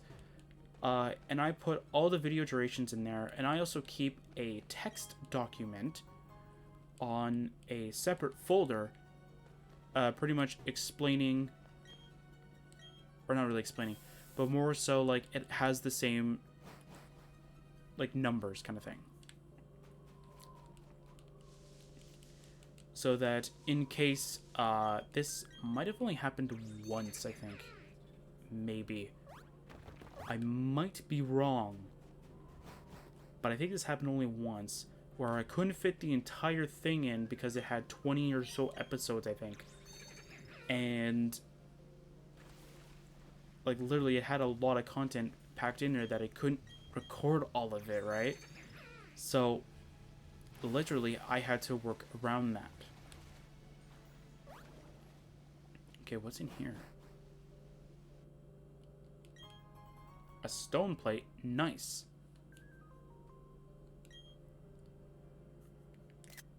Alright, there you go. Took a picture of that. Nice. But, yeah, so I take the complete video. I take all the small ones, record the information on a text document, then I pretty much copy-paste it from the text document itself, and I paste it into the comment on that complete video, and then I delete the small videos. I delete the small ones, because now I have all the information I need for down to how the videos need to be edited and shaped, kind of thing. And in case you're wondering, why do I do that? Well, that means that I don't have to bank 20 gigabytes of files when I just need 10. 10 and a little bit of time and patience to wait for the videos to be rendered yet again. But in theory, I don't need to render them again because they're already uploaded.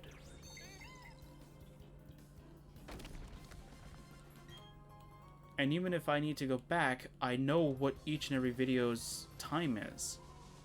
So I can just go back into the footage, erase the ones that I don't need. If that makes any sense. So in a weird way, I don't really need to have the small videos. Would it help? Absolutely. If I actually had the space to chuck all of that stuff, all those video files in there, absolutely. That would be awesome. But I don't have that luxury. So obviously, I have to sort of make ends meet with what I have.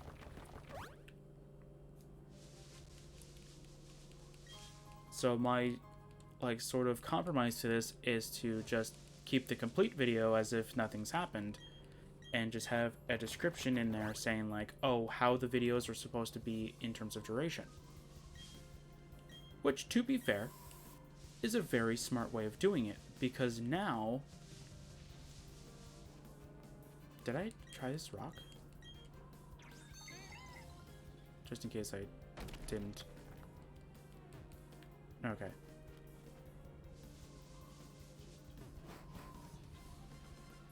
So then, at that point, as soon as this was only a testing phase kind of thing, because I started seeing that the drive where I was actually storing the complete ones, which I literally named Video Archives, I started seeing that that one was starting to lose a lot of space really quick. So I went, oh no, this is going to, this isn't going to hurt me now, because this was about August of this year, I want to say. August 2021? August or July, I think I said this. I said this to a friend, I'm going to try and see if this system will actually work, because I quite literally need to keep as much space as possible so I can bank as much of the videos. Or not just bank, but just actually be able to store them for future use. And I would much rather have it to be stored as... rather store the complete ones rather than just the loose ones, because then if the loose ones get corrupted, well, that's it. And if the complete's corrupted, then that's a whole different ballgame. That means that all of it is dead.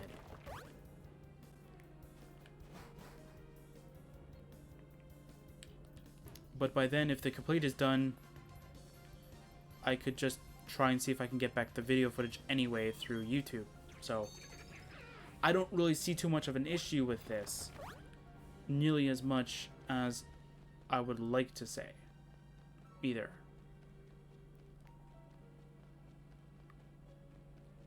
I'm just trying to see if there's any items over here. There might be.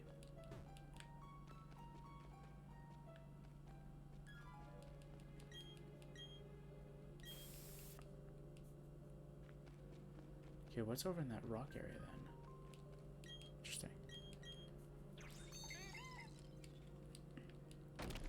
But yeah, so how I'm gonna have Cube working is I'm going to have Cube record videos and pass through it through. I'm trying to remember what Windows calls it. I think it's called a map drive. I'm gonna see how well that works. I'm gonna go through a bunch of test recordings. They're not actually gonna go on up kind of thing, right? I'm just gonna go test it on my own time. And try and see how well it works. If it works out quite well, I mean, if there's a little bit of delay, I can excuse it kind of thing. But I mostly just want to make sure that, like, I'm not going to lose a lot of sleep overthinking, like, oh my god, I need to get an extra drive specifically just so I can do this one thing. No.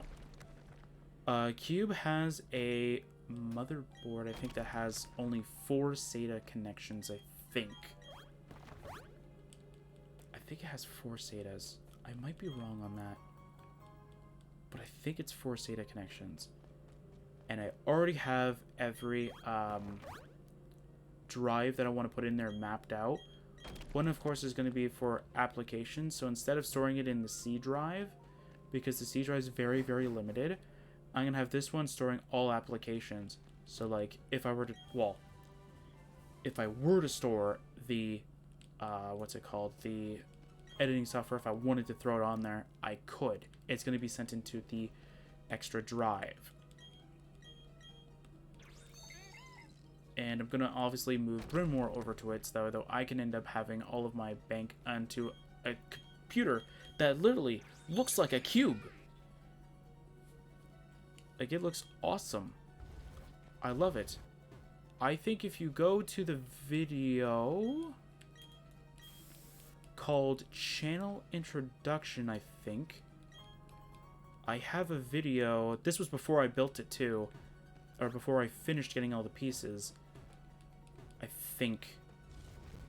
Yeah, this was before I finished building it. I remember now.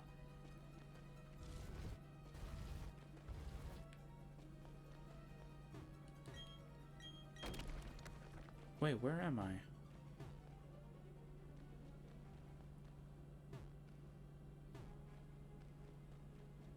Wait, I know where I am. Okay.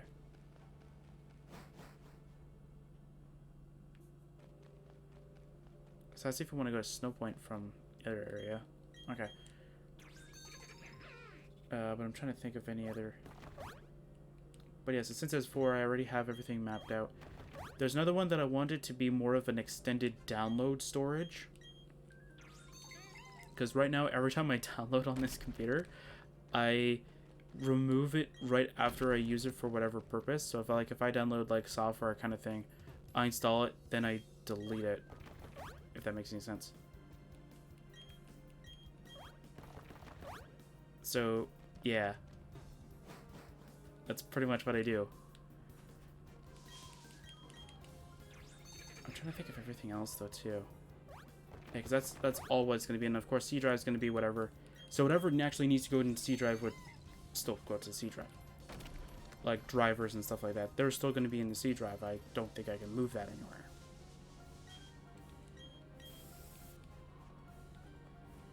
I mean, if I could move them, absolutely, I'd try it, but just to be on the safe side, I'd probably just stick with where it's going normally.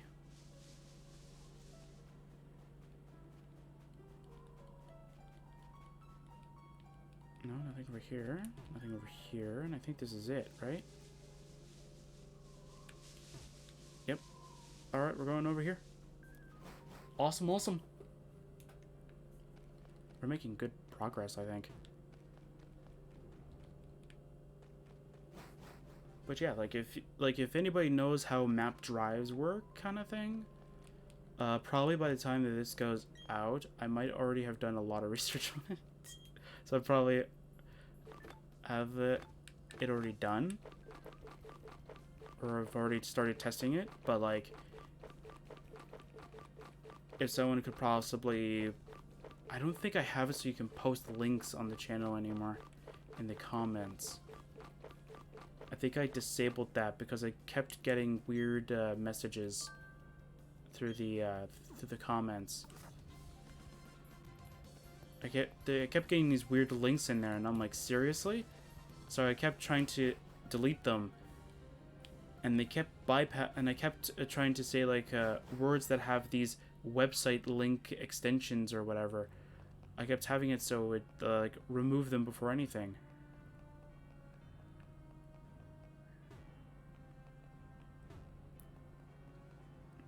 I mean, obviously the solution is simple. Just don't make it look like it's a website, and there you go. Just space it out.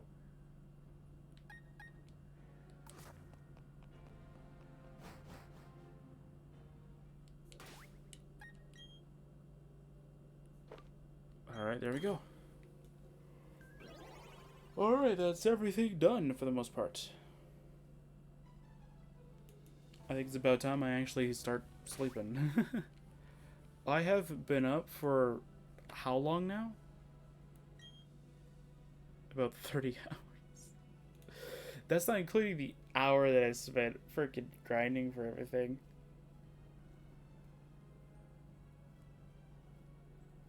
Yeah, that's not counting the hour that I spent editing. So yeah, so about like 31, 32 hours. Jeez, man. But yeah, there you go. So, so I'll go to Celestic Town, and we'll start there.